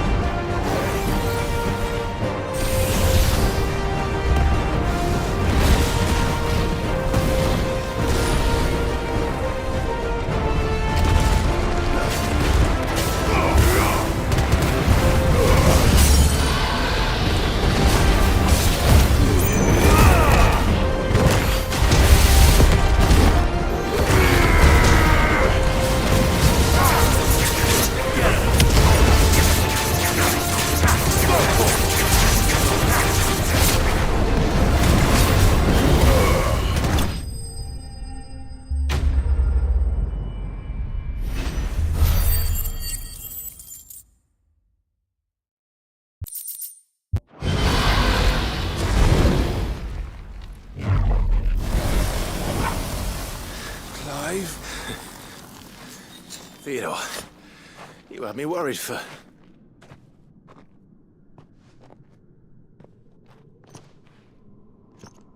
We have to get you out of here.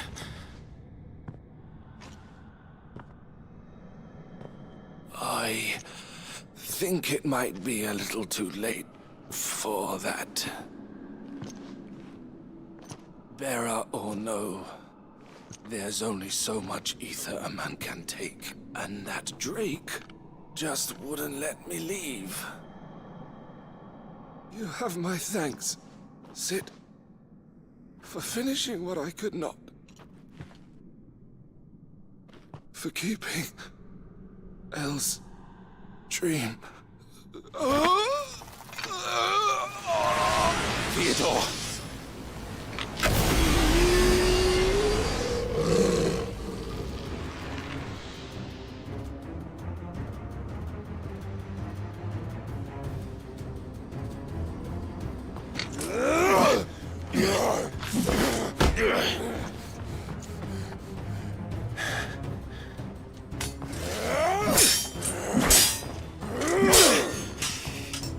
Don't make me do this. Stop it, Theo! Stop! Stay back, Eloise! He's turned. And so will you.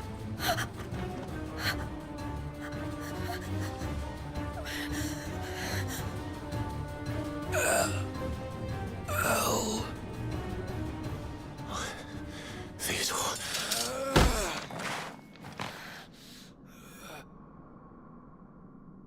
Take care of my sister. Theodore, wait. Goodbye, Elle.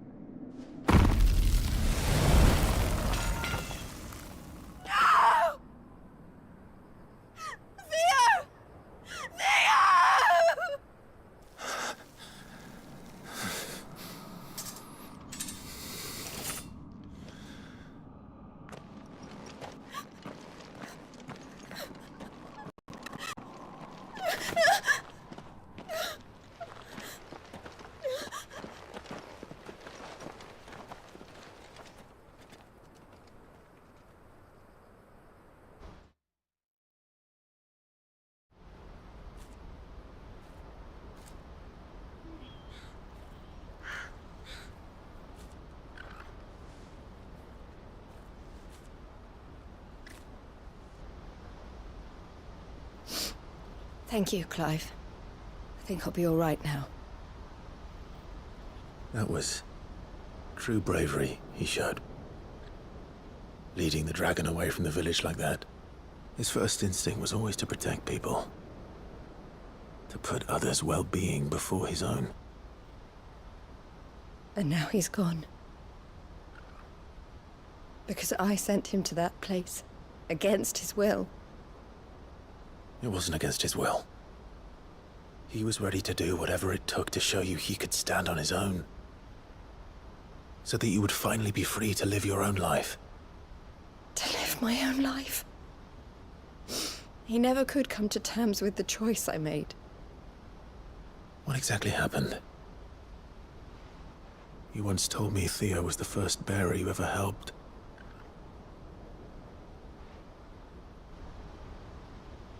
We grew up in Canva. We were born to one of the great trading houses. And I was chosen to inherit the family business. I had my father's head for figures, you see. Theo did not. While I studied the art of commerce, he played at soldiers instead. A late bloomer. In more ways than one. For unlike most bearers, it wasn't until his 15th summer that his powers awakened. My parents tried to drive him out of the house and into the care of the constables. But before they could, I took him into mine. Theo told me something else. He clearly admired your devotion to the cause of freeing others like him from slavery. But he said you deserved a better life than this. He wanted to free you from what he called your bonds, just as you freed him from his. I would be lying if I said I had not wondered from time to time how much easier my life might have been if I had allowed Theo to be taken and devoted myself to the family business instead.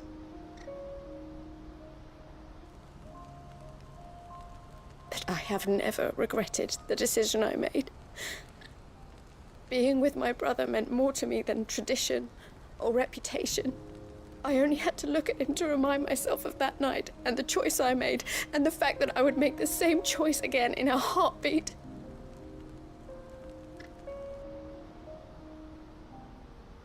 He was never a burden. How could he even think that? If anything, I was the one who weighed him down.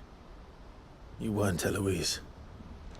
He said it himself, that he had always been grateful to you for saving him, and that he wanted to repay you by letting you live the life you were denied. Neither you nor Theo weighed each other down. You loved one another.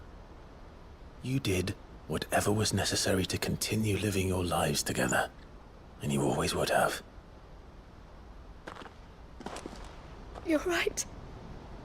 All I ever wanted, all I ever did, it was so we could be together. Oh, Theo, why did you have to...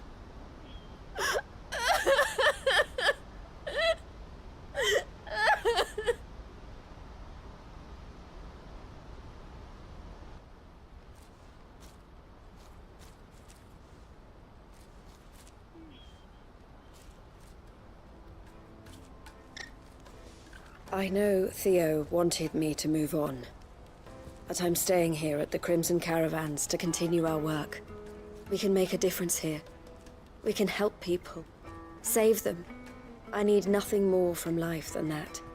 So I'll carry on doing what we do, ensuring that goods, people, bearers get where they need to be, bringing smiles to people's faces just like we always have, and to Theo's, wherever he is.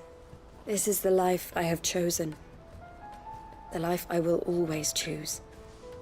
I've made a choice of my own, to continue helping you however I can, whenever you need it. Thank you, Clive. Let's go on together then. For Theodore.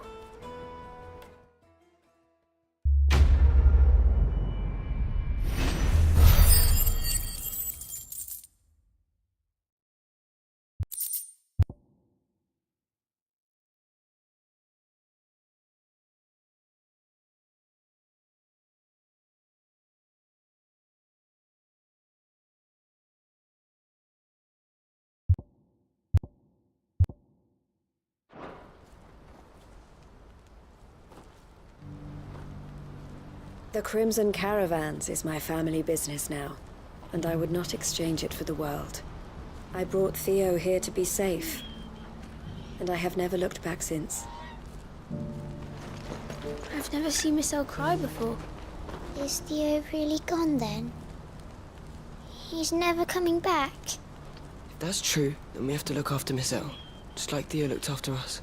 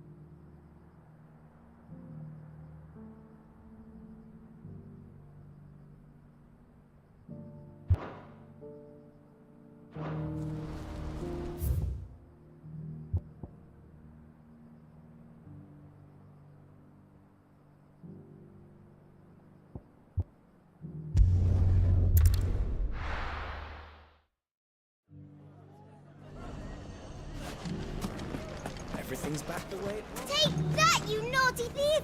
And that! Stop it, Wrens! It's dangerous!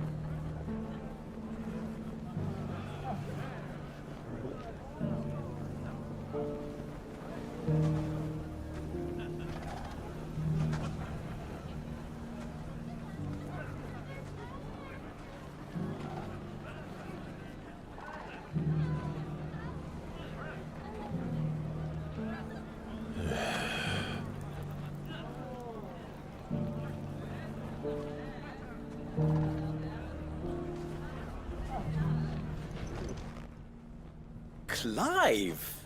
To what do I owe the pleasure? I just wanted to see how the town's been faring since you brought everyone together. Since we brought everyone together, all is absolutely wonderful. Conrad and Natalie's hands remain safely away from each other's throats, and firmly at the helm. Our stores are full, and the bandits still too disorganized to raid them. Just as the good Lady Jane and Lord Underhill intended. Are you a lord? Lubor's going to be one too. They're going to make him the Lord of Dalimil, because of how he stopped all the grown-ups from fighting. It's the mayor of Dalimil, dear child, and the vote hasn't taken place just yet. But if the people wish me to lead them, I shall. And my first act will be to build a school so that menaces like you two learn not to interrupt your elders. Speaking of menaces, there may be a rather worrying one just over the horizon. May there indeed.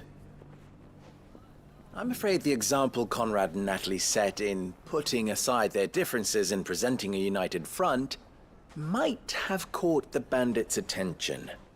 And they might have elected to take a similar approach. They have formed what one could call a League of Outlaws, and they grow more organized by the day. We'll fight them all off just like last time, no matter how many of them there are. Won't we, Lubor? Of course we will. If we continue to work together, we can overcome any challenge we choose to face. The longer we avoid facing this one, the more difficult it will be. Until the only way to overcome it might be to run for the hills. Our best hope is to nip these efforts at organization in the bud, by finding those ne'er-do-wells who have yet to join the cause, and ensuring that they never do. Perhaps a certain Lord Underhill might be willing to lend us his aid once more? How could I refuse? Thank you, my lord. Victor will fill you in on the particulars. I have him stationed by the desert gate, receiving and collating reports from my scouts. Such an amenable soul. He reminds me of you. I'll go and speak with him.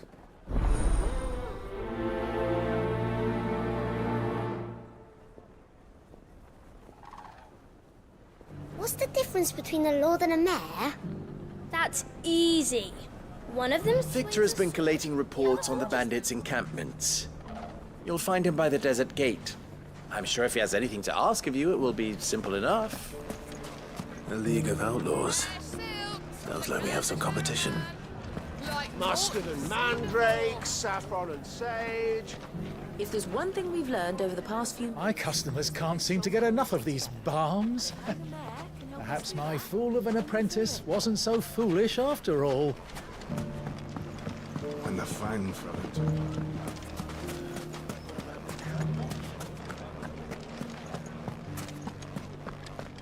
We may have bloodied the bandits' noses, Sid, but it seems we have not yet broken their spirit. Victor is helping us to keep track of their movements.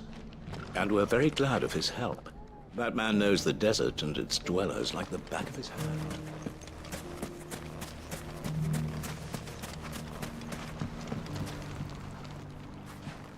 Still in Dalamil, Victor?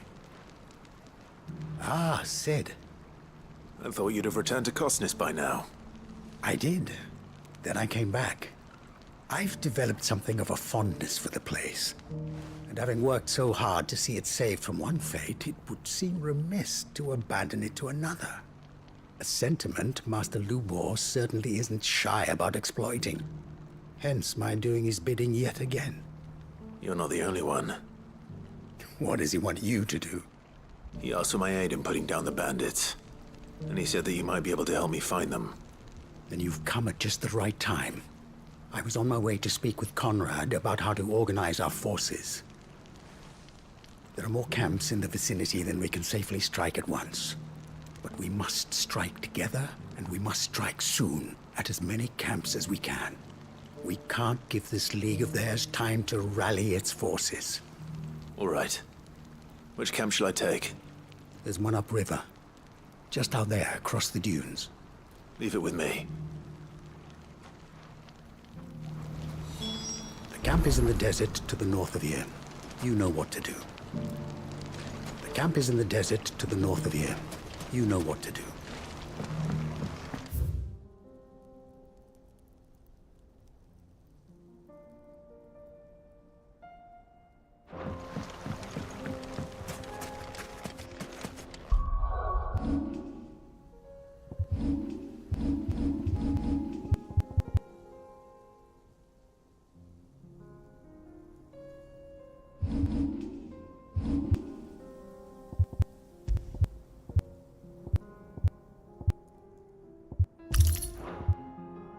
The Dwellers want to band together.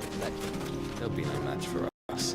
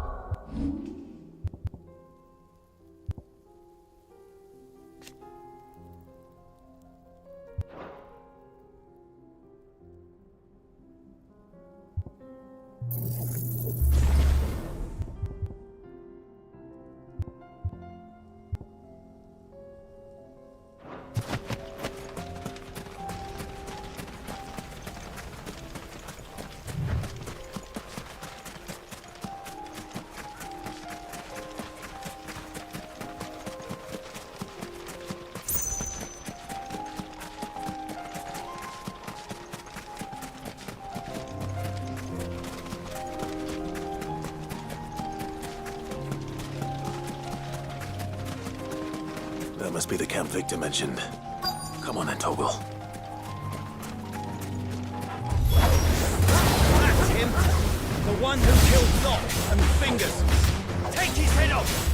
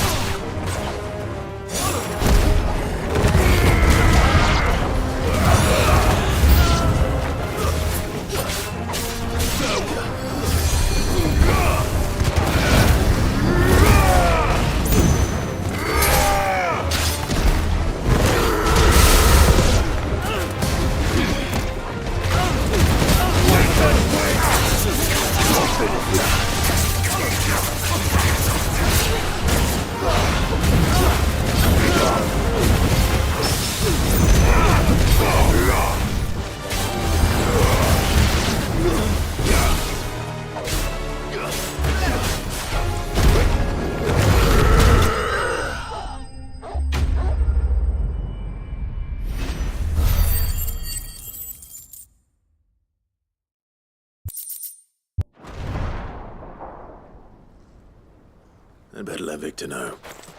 Sid, where are you? Ah, I see the bandits didn't pose you any trouble. No, but... that's not why you're here, is it? No. Something's happened. We need you back in Dalimil. What is it? The whole town's in uproar. They're saying that Lubor is a bearer. What? Seems that one of our parties wasn't as thorough as they should have been. They let one of the bandits escape, and his escape route took him right through Dalimil. Some of the children spotted him, and he was about to silence them. And when Lubor felled him with a bolt of magic, and without a crystal. But that's not possible. It is, if he's a bearer and has been hiding it all these years, which is what people are saying. If he has, well, I wouldn't blame him. No man is branded by choice. Still, all those people see is a man who's lied to them all his life. One who was made a leader of himself when the world believed he should have been a slave. Fuck. I don't know where we go from here, but I know one thing. Lubor needs all the friends he can get right now. You're right.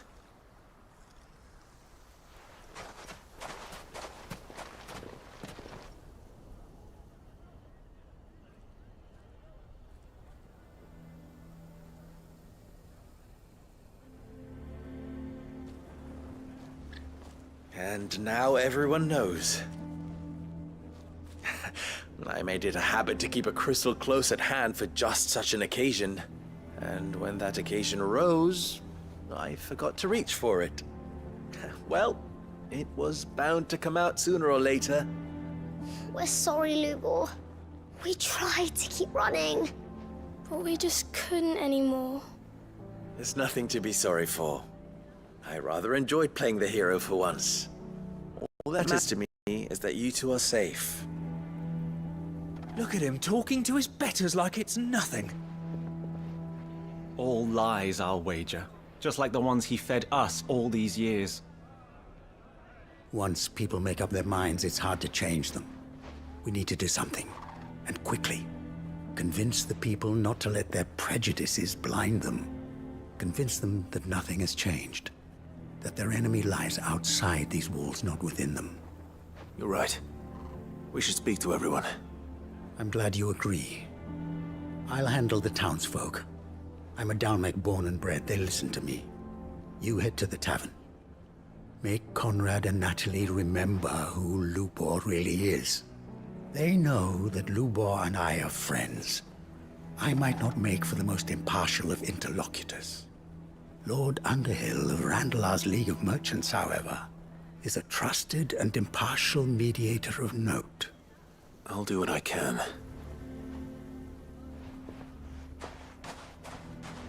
Lubor, stay here with the children. I can't promise anything, but we'll try.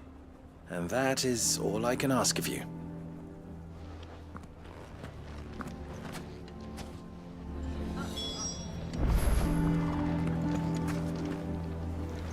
Thank you, Clive.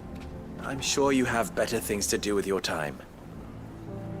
I don't care if Lubor's a bearer. He's still Lubor, isn't he? The man with the sword was going to kill us, but then Lubor shot magic at him. It was amazing.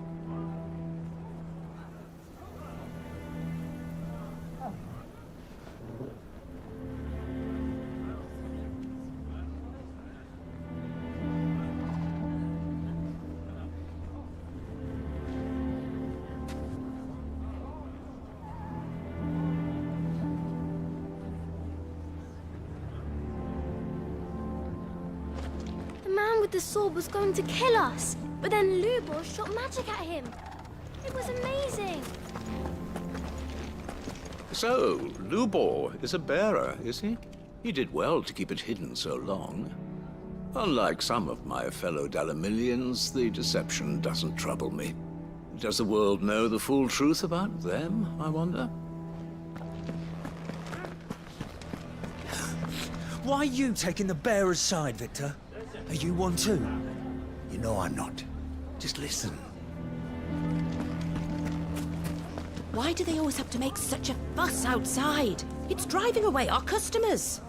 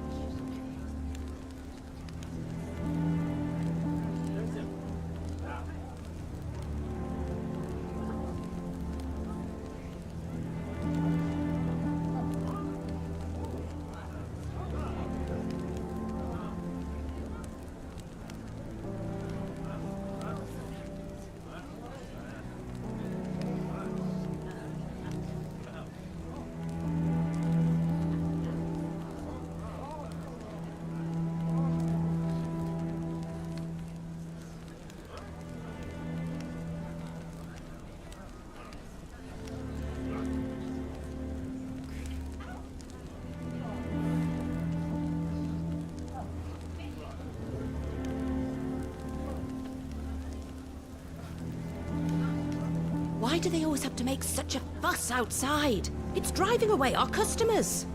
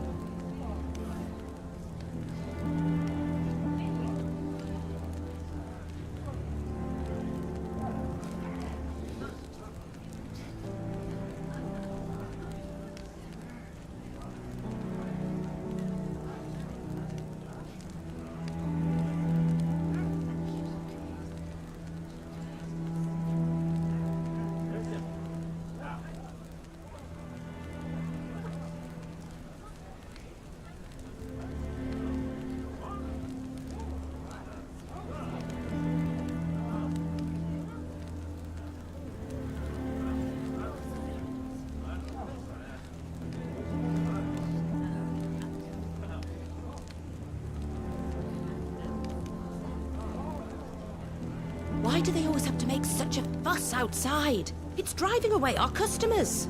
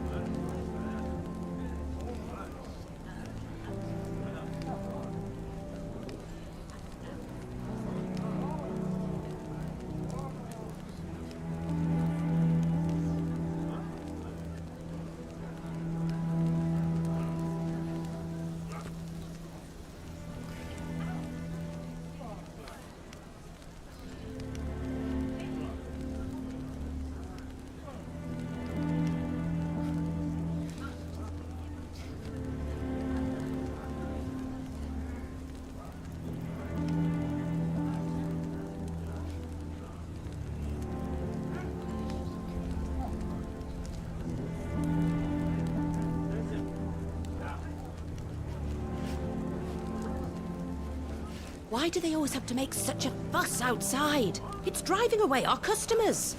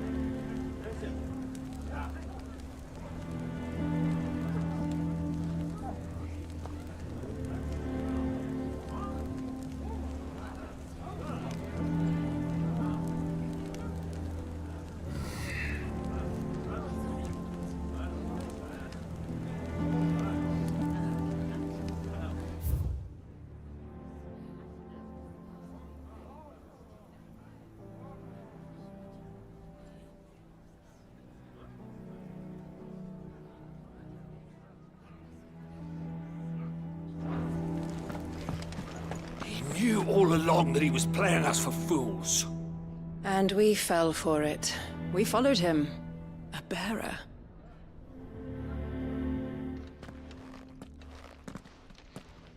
Forgive me for disturbing you, but could I have a moment of your time?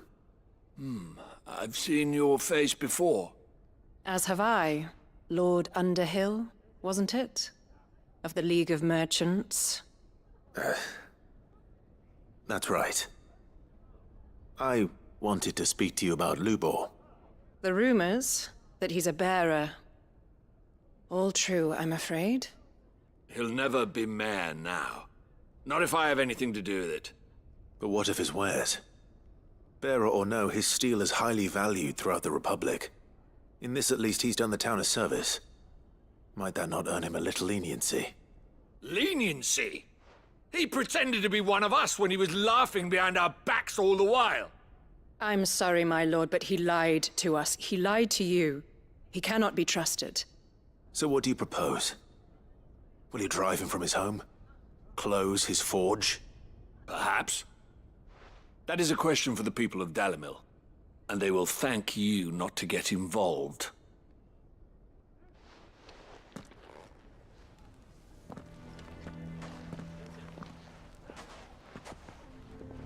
The townsfolk have made their minds up. There was nothing I could do.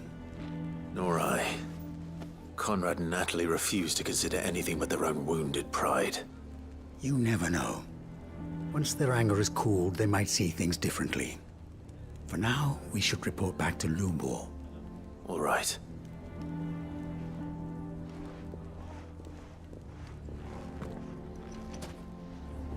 Why do they always have to make such a fuss outside? It's driving away our customers. Lubor has been lying to us from the beginning.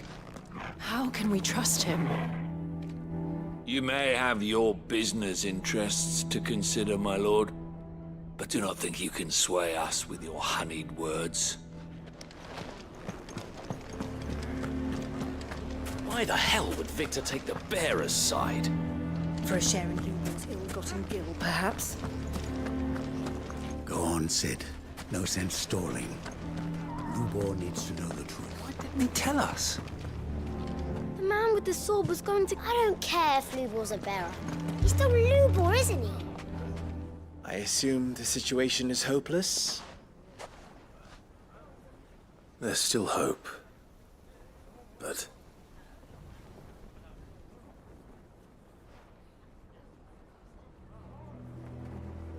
But perhaps not in this lifetime, I think it's fair to say. You mustn't think like that, Lubor. Give them time. They'll come around. We'll talk some sense into them in the end, you'll see. No, you won't. And your efforts would be better spent elsewhere. But Lubor... Rosina would often tell me that steel does not lie, that a blade is a reflection of the smith who forged it. To yourself be true, that was her point. Rather an ironic one when you consider that her life was taken with a blade of her own making. But I do not doubt that she was always true to herself and what she believed in, right to the end. And so must I be. I must do what I know to be right, no matter what others might think of me. And now, I know what that is. I must embrace my new role of villain so that the people of Dalimil have something to unite against. For only united can they hope to stand against the threat that awaits them. I'll need to make a suitably dramatic exit, of course. No, Lubor. You're the only one who was ever kind to us. We'll be all alone. Again. Trust me, little ones. It is for the best that I go. Not only for the town, but for you, too. How could it possibly be for the best? These children need you. The least you can do is give the townspeople a chance to change their minds. They would not take it, Victor. It's over. Over, you say?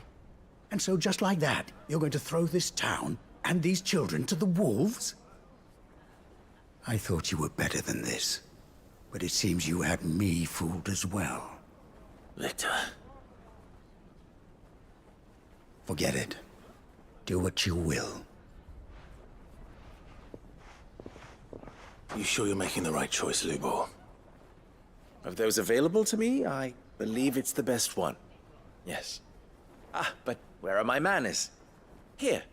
Your reward for clearing out that bandit camp. Right then. I have packing to do. If there's anything I can do. Anything. I'll bear it in mind. Thank you.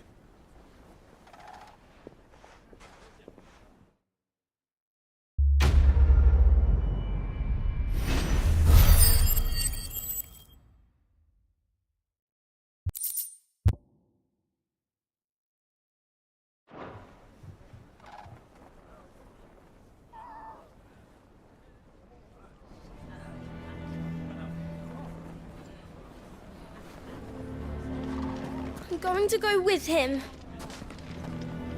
Why is everyone being mean to Lubor? He didn't do anything wrong. If you're going to try and convince me to stay, save your breath. I will not put those children at risk. Why didn't he tell us? What do you mean, don't jump to conclusions? He cast a spell without a crystal. What other conclusion is there? Perhaps.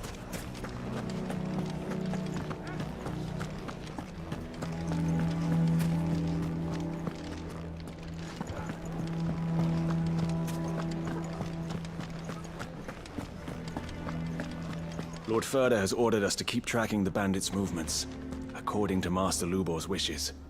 Though he may not have told us the full truth, Lubor's never given us any reason to doubt him.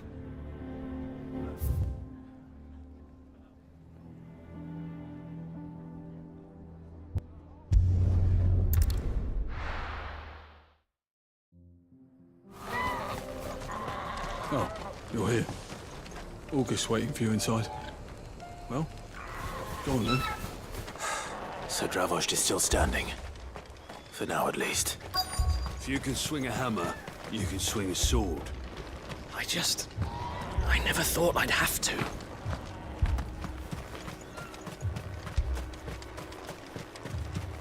The brass neck of that girl. Everyone's coming together to fight for their lives, and she hasn't lowered her prices a gill.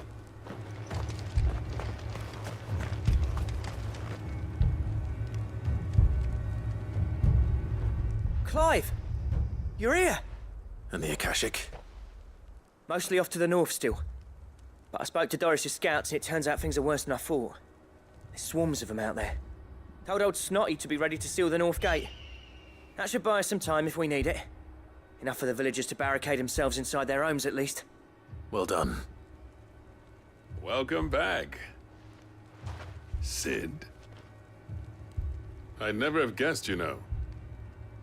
Not if August hadn't let slip.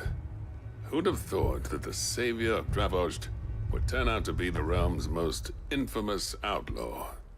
Keen to help us out again? I am. Thought you could sneak off without me, did ya? Blackthorn.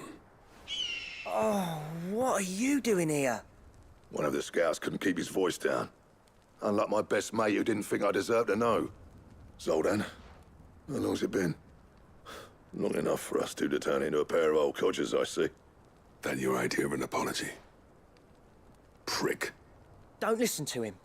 You only did what you thought was best. For the village and that. I did, yeah. But that ain't the whole of it. Vulcan, our master, didn't leave the chiefdom to the two of us. He left it to me. The best blacksmith in Dravost, barring himself, of course. Bloody stupid tradition, in my opinion.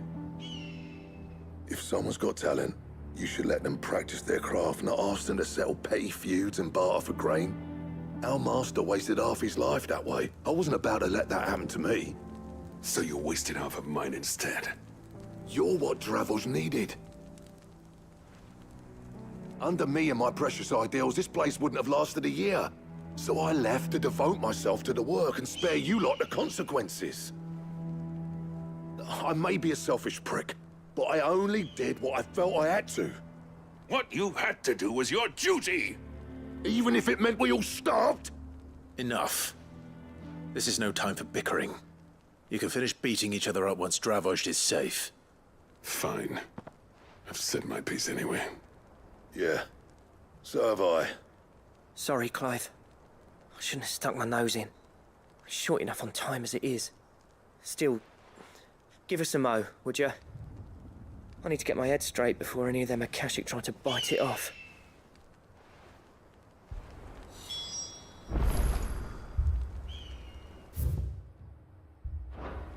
Prick or not, I won't abandon Dravost to a swarm of Akashic.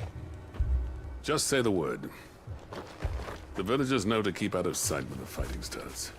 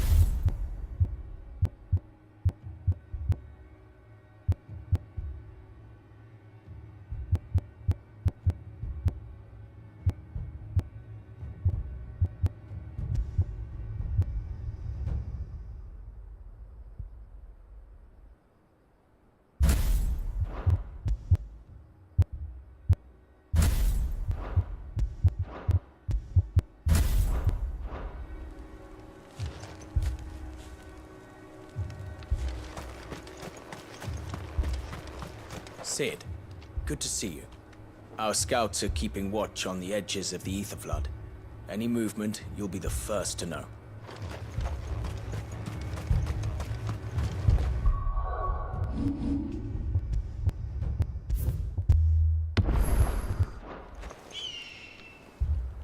You, ready for the off, then?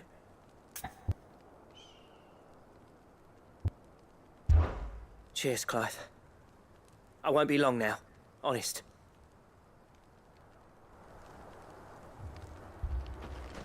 You, ready for the off, then?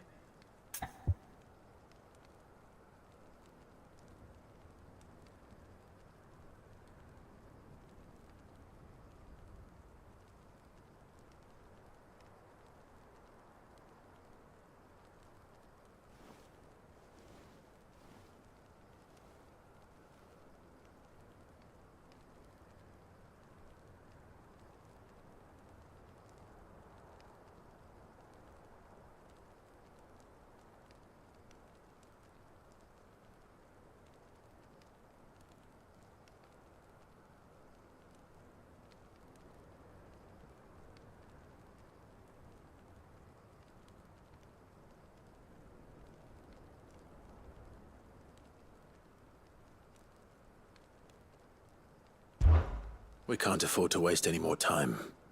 Right you are. Might be worth having one last word with the scouts, though. Don't want any nasty surprises, do we? Oh, and Blackthorn, you and Zoltan might be better off staying inside the... XXIX on the move. How close are they? Within sight of the walls, and there are more coming up from the mines. What was I saying about nasty surprises? They'll wash right over us if we stay out in the open. We're pulling back behind the gates. Good idea. Get yourselves inside, but keep your weapons handy. Understood.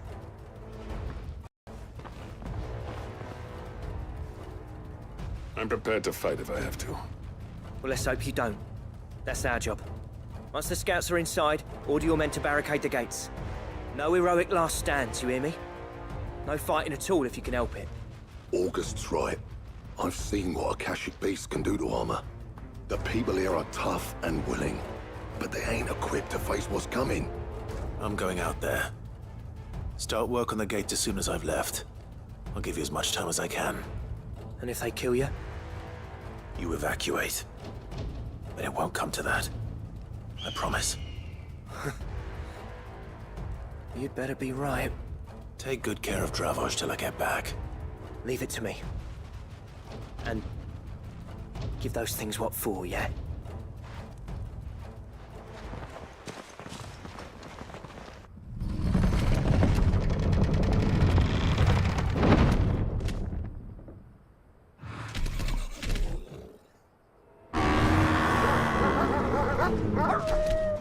All right. Which one of you's first?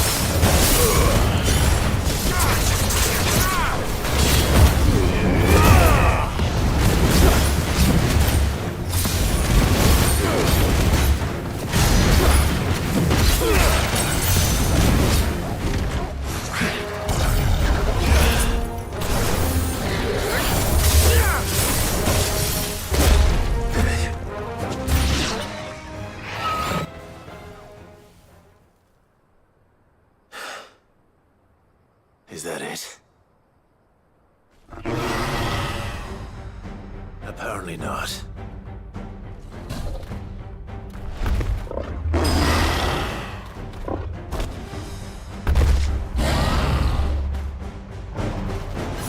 You're not getting past me.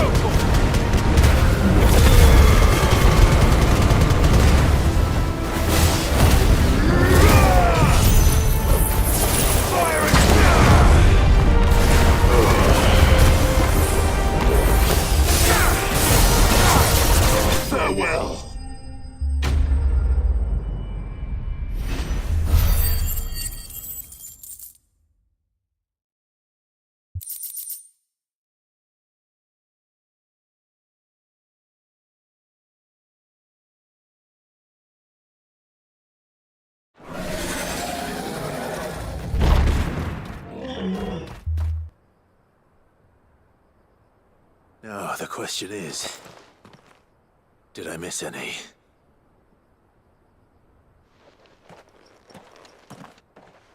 Man alive!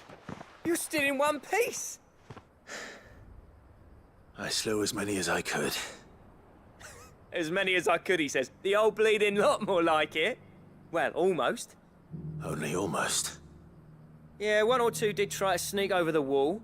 But we got the bastards, don't you worry. Good. Though you do know, more will come in time. In time, yeah. But we can think about them later. Let's get you back inside.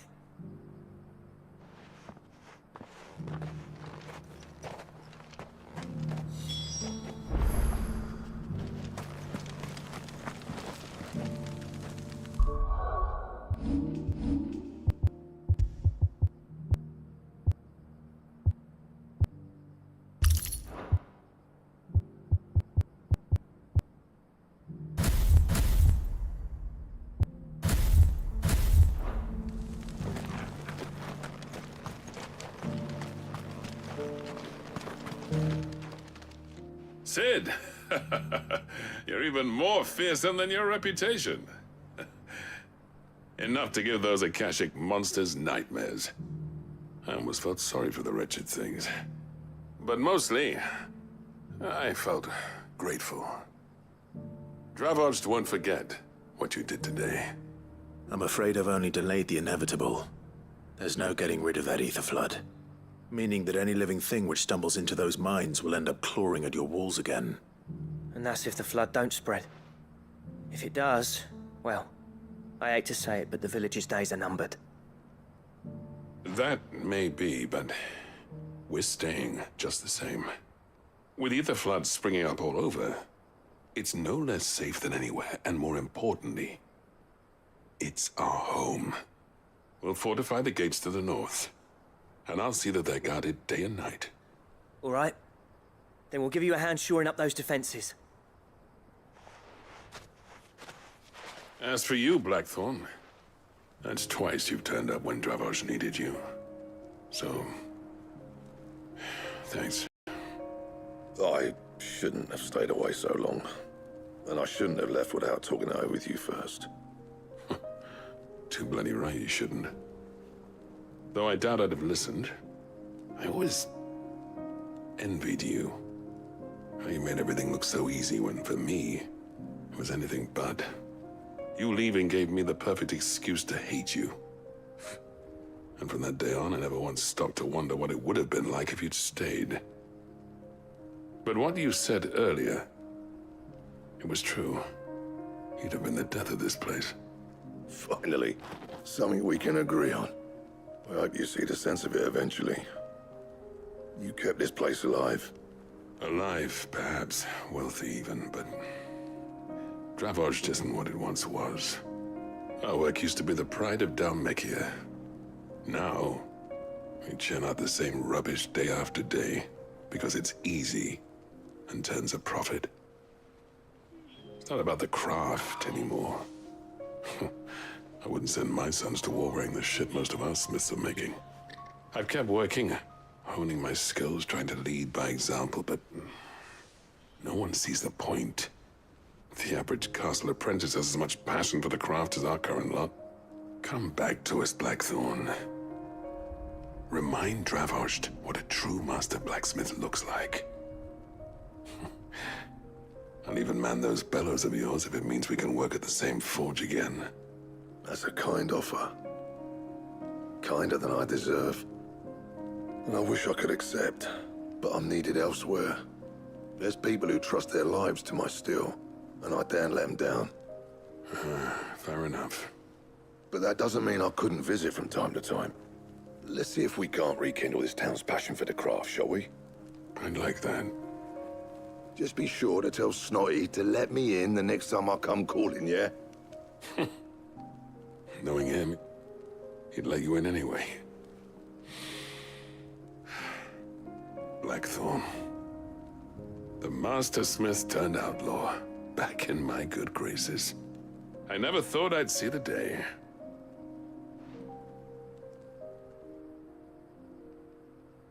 I'd say that went pretty well, wouldn't you? Even better than I'd hoped. Sid, I've got something for you.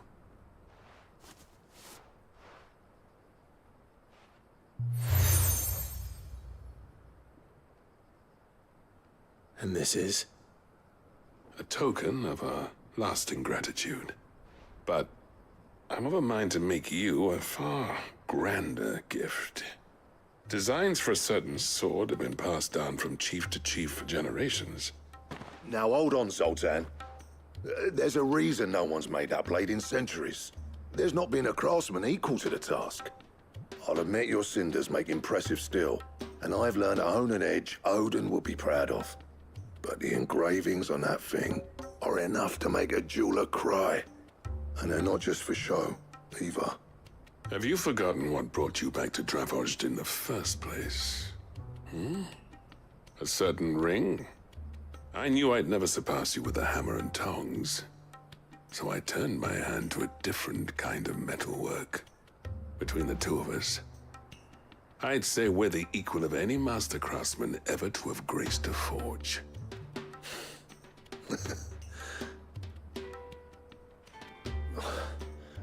You know what? I think you might be right. Clive, you wouldn't mind if Zoltan came back to the hideaway, would you? He's more than welcome, as long as he can keep our secret. Right. Zoltan, get your tools. We've got a legend to forge.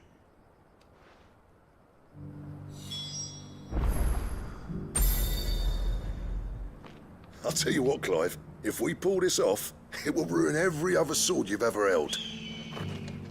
With a little help from Blackthorn, I don't see why we can't restore Dravoj to its former glory. Barring ether floods, that is. I'll get him back to the hideaway. Don't you worry about that.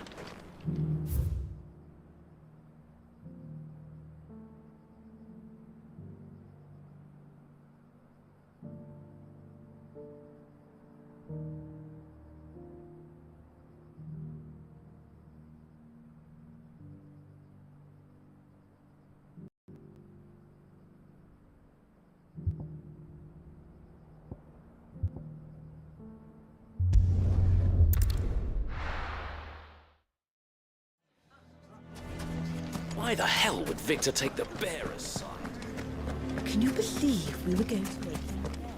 I think we'd better shut up shop for today. Give people one less thing to throw at him. Sounds like something's happening in the square. I wonder what.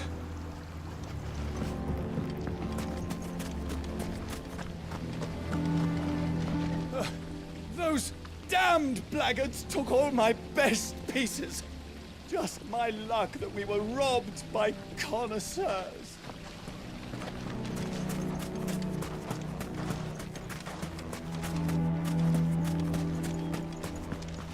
Good day, my lord.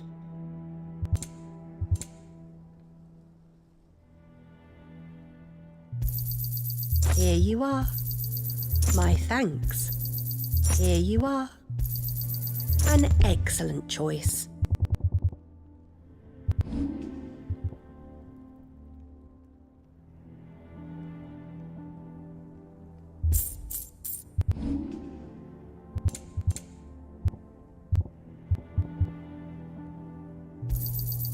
Here you are.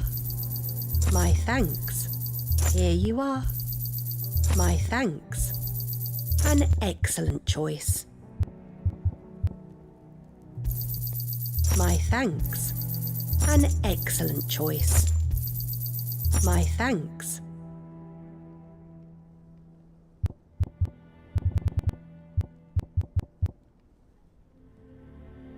Go with Gilbert.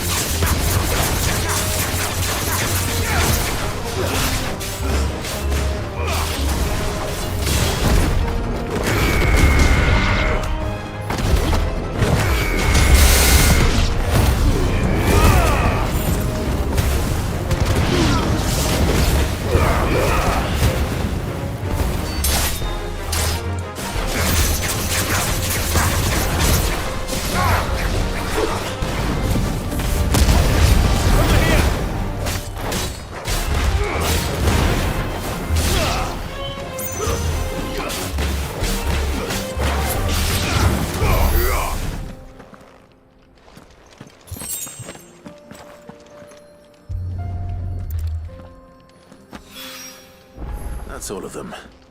Owain can uncross his toes now.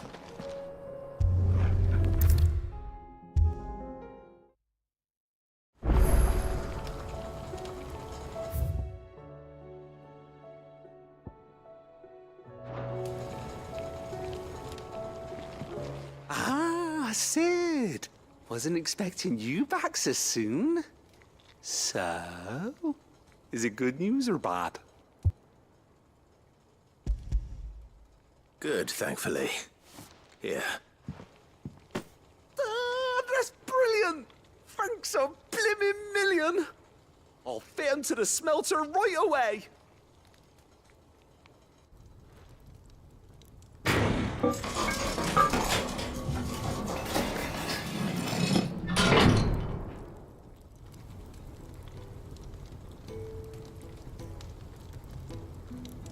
May I present to you the Telemon Furnace! Ain't bad, is she? She's a beauty. You saved my bacon again, Sid, and I ain't about to let your good deed go unrewarded. It's fine, really. My bag's, flexible enough already. Oh, don't say that. I'm sure I can make a few improvements to it yet. You could just buy me a bigger... How about that clasp? Looks a bit stiff. Reckon you could loosen it up and make some more room? And I reckon I know how. With a new alloy we've been working on. The Telemon Furnace was just what we needed to perfect it. It's a metal, you see, so it's lovely and strong, but it's also, well, stretchy, if you can believe it. Stretchy metal. Well, if you insist. That is the spirit. You'll love it, I promise.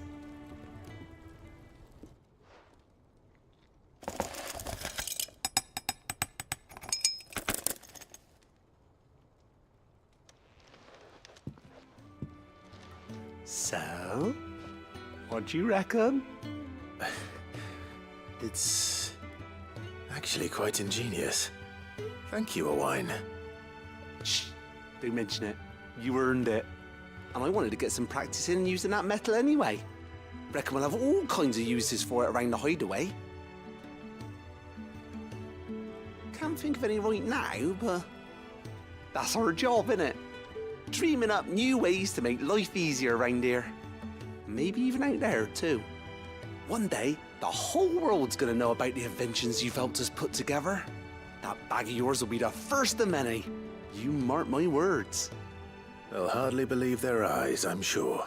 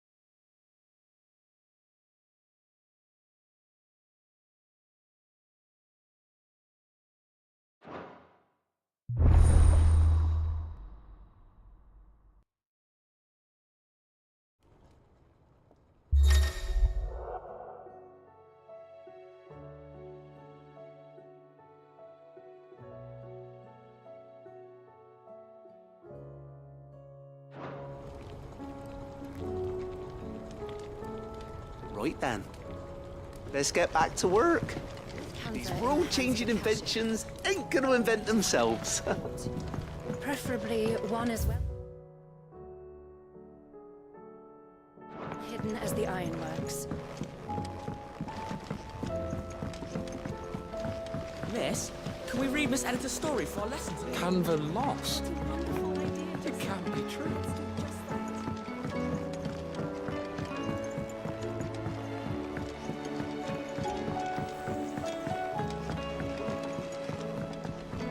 Have you tried Molly's lemon tarts? I've never had anything so delicious. I should be so lucky. They're all in Ted's belly before they've even had time to cool.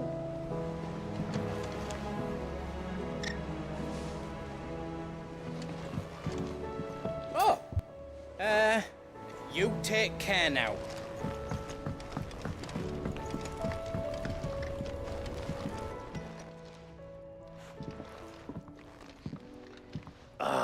The man himself. We were just about to make a start on that sword I promised you. It's funny, but none of this would have been possible without your help. You remember Camille? We'll be using his leather work for the grip. The steel, meanwhile, will be tempered in a fire, burning the cinders you charmed out of old Zoltan here. And that whetstone from the Outer Isles, that'll be what gives the blade edge. And the final flourish will be my talented colleagues' engraving. A team effort led by the greatest blacksmith alive. Now, save that talk till the thing's finished, yeah? Right. I'm ready if you are.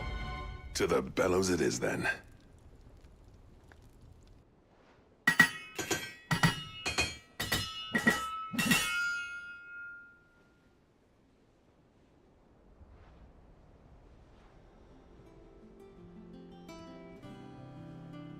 Well, bugger me. We actually did it.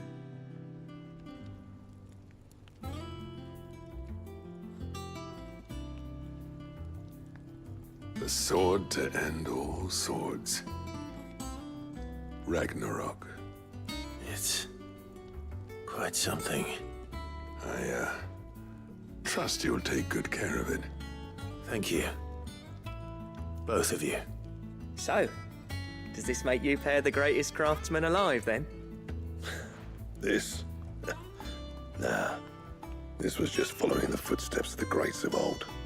It'll take more than that to earn us our place in history. But we're up for the challenge. Here. A list of materials. Zoltan and I got talking on the long road back from Dravozd. We reckon with those items there, we could craft something even better than the Ragnarok. Something worthy of a legendary outlaw like yourself. That's a weapon I'd like to see. You leave this list with me. I was hoping you'd say that. One legend at a time, eh, lads?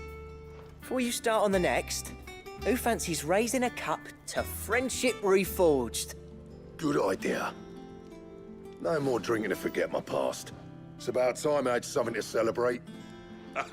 Then tap the kegs! Vulcan's boys are on their way!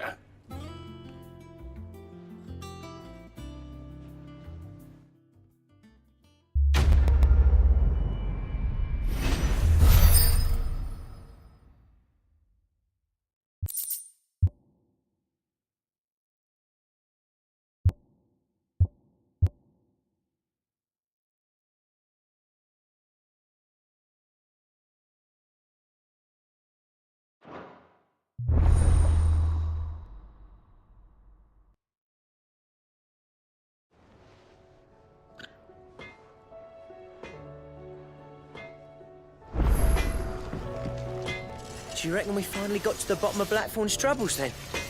That'd be something, eh? Though he wouldn't be Blackthorn if he didn't give us the odd scale.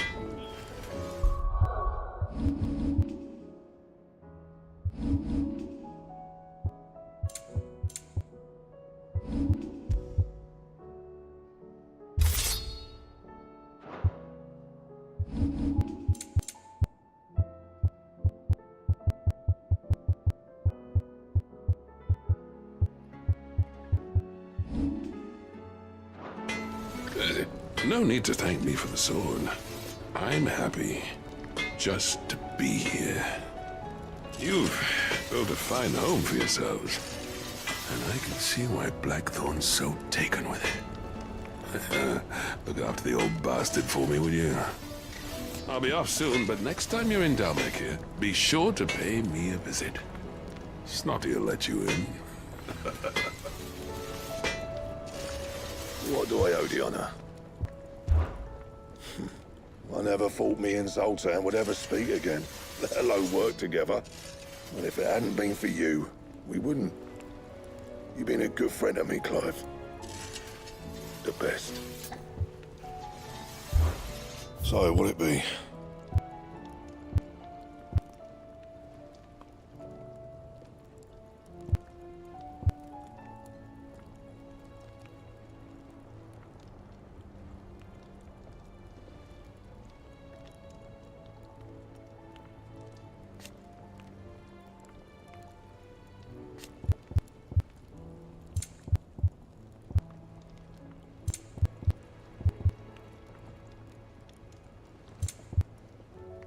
And? Those stews awfully thin these days. I will not forget this kindness, my lord. I shall go to his... But as soon as I return...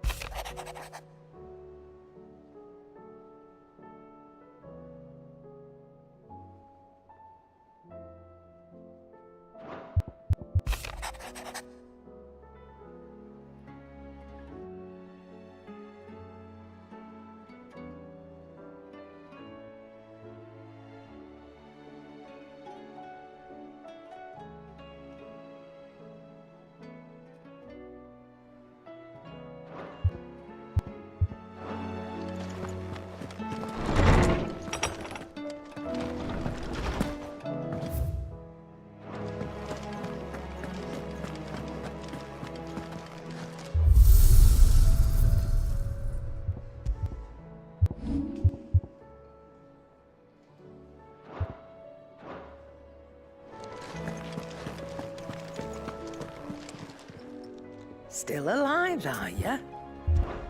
If you're gonna buy something, be quick about it. You'll not find a better price than that. It'd better all be here.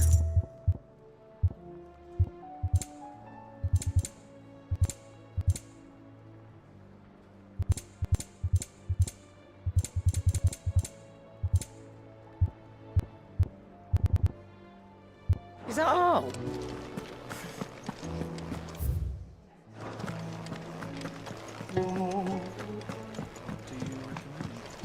A shirt.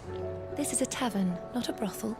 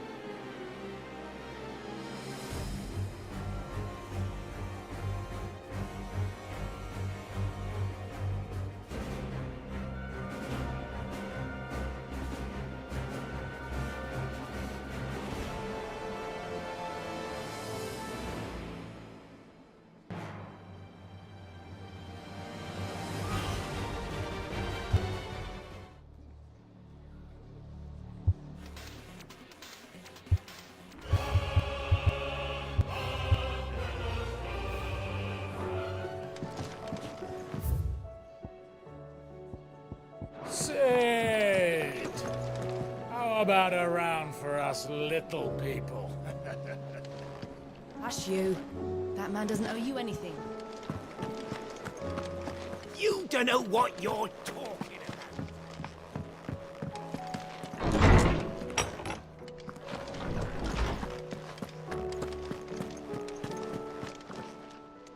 Knowledge hoarded is knowledge lost. I have a few new notes that might interest you.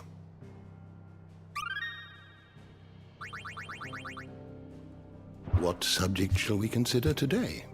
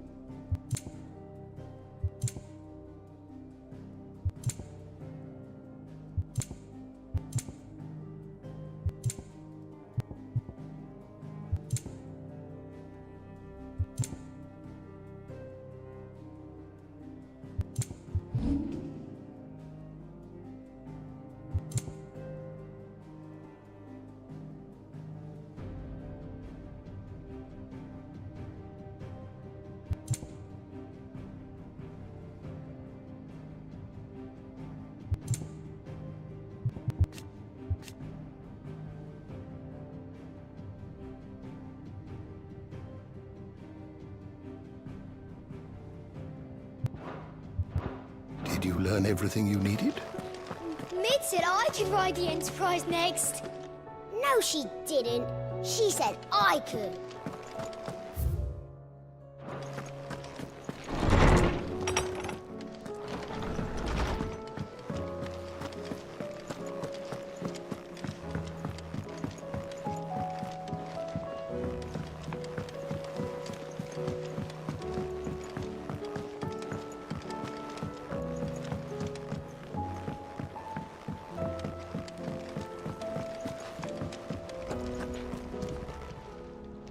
Ah, I wasn't expecting you back so soon.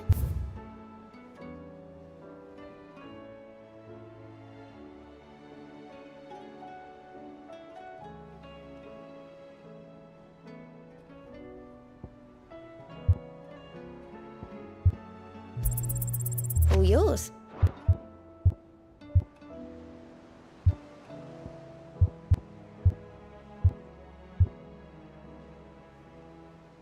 All done?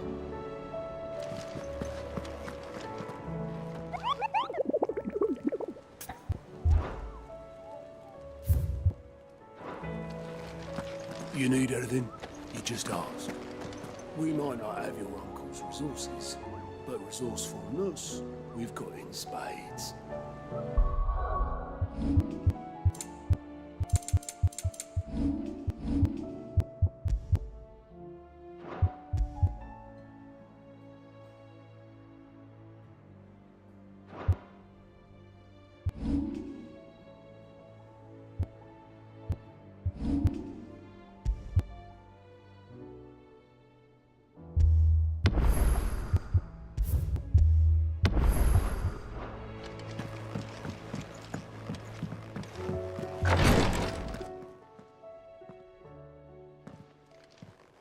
How are you feeling, Joshua?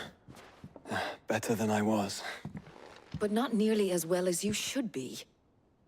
Your cuts and burns may have healed, but your body still bears the burden of every spell cast. And what would you have had me do?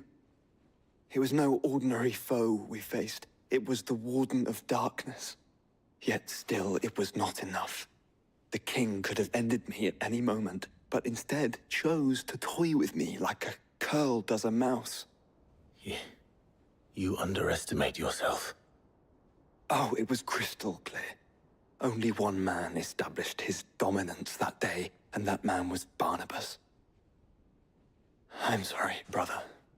That was ill-spoken. It's just, I have never felt so powerless. And when so many are looking to us for strength, perhaps the prince feels the same.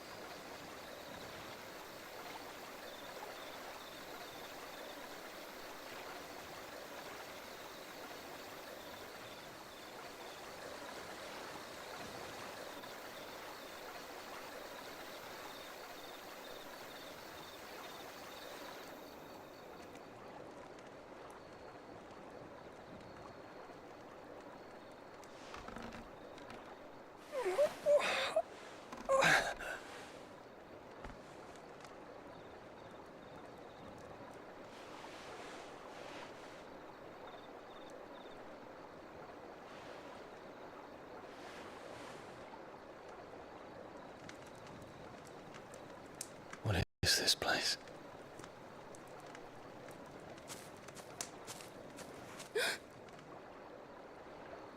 Don't move.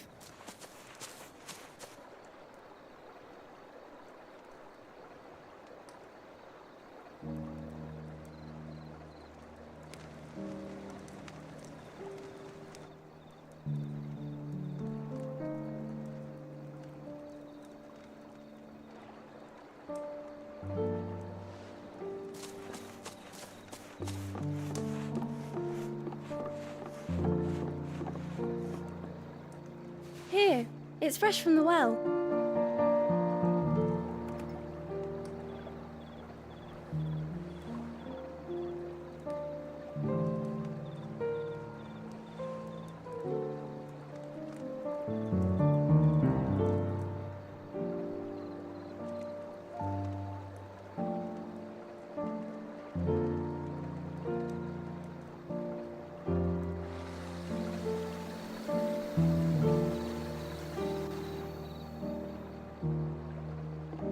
Grandmother told me spirits sometimes get lost, and that the lanterns guide them to their proper place.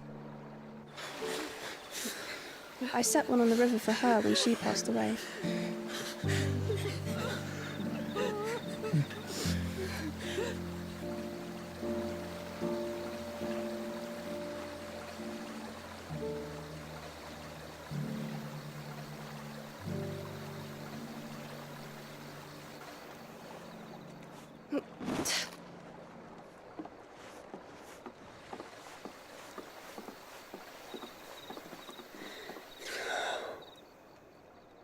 The fiend works from the shadows. Was it you who guided my hand then, Ultima? No, not you. This is my doing, my fault, my sin to bear.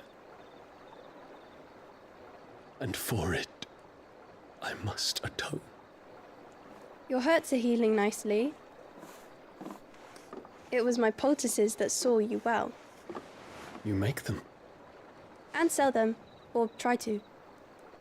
Earns me enough for bread, most days. Forgive me. I have nothing to... I know, but I couldn't just leave you lying there.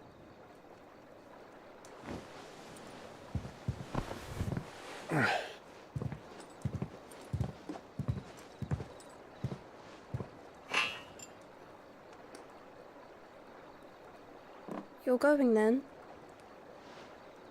Of course. I'm healed. Thanks to you and your poultices. Will you promise to come back and visit?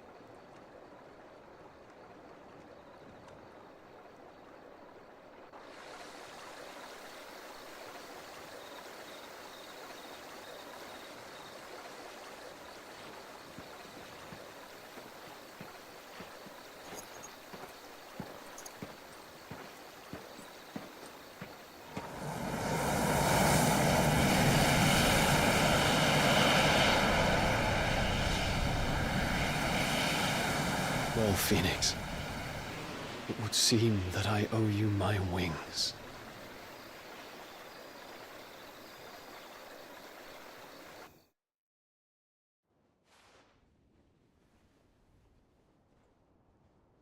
Perhaps he can find an answer.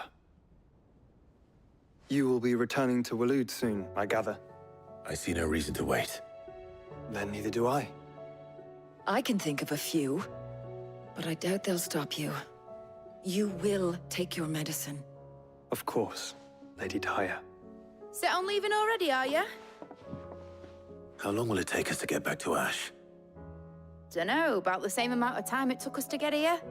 Maybe less, if your uncle can find someone trustworthy to patch up the Enterprise.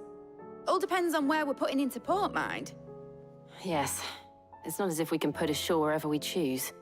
We have to assume that the whole of Ash is hostile, and that we'll be attacked on sight. Then we must find a place they won't think to look. And I have an idea who might know of one. The Professor! I'll go and tell you coming. While you're plotting our course, I'll be in the shelves with your lawsman. I wish to pick his brains about Ultima.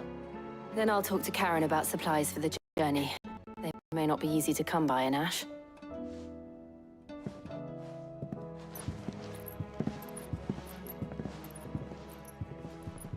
Your brother's body won't take much more of this recklessness.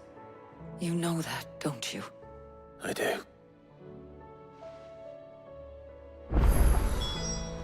You've seen more of the world these past 5 years than most do in a lifetime. It's a shame you never had a moment to enjoy it.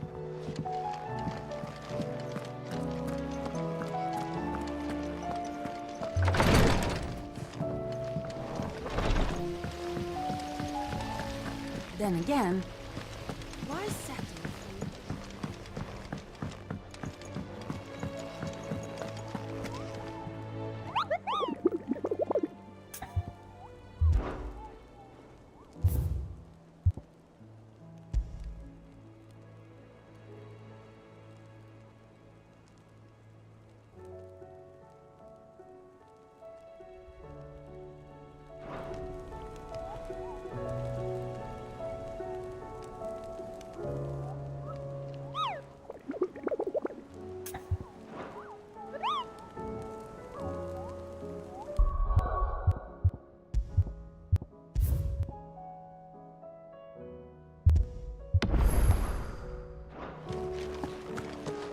You need anything, you just ask. We might not have your uncle's resources, but resourceful enough. Covered in nicks and lumps, the lot of them. It's a wonder they can still walk. Karen says she'll provide what she can for our voyage to Ash. And has even agreed to forgo payment. Until our return, that is. Come back.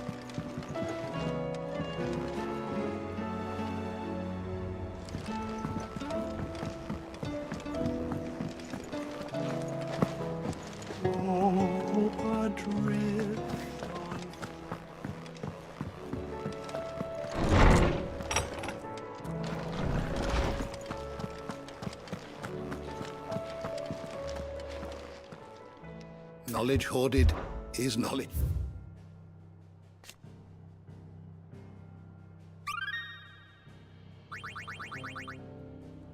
If you have a question for me, I should be happy to answer it.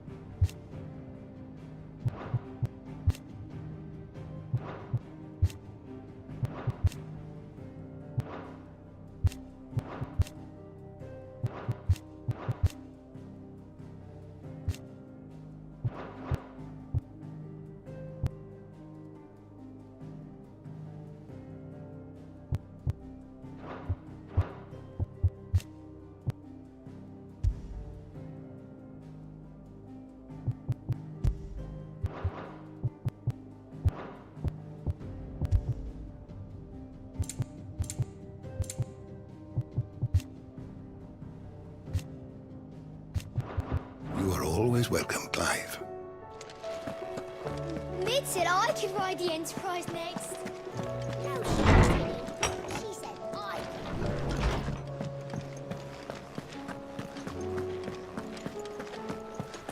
Oh, don't tell me we've run out of pepium nuts and all. Thin these days.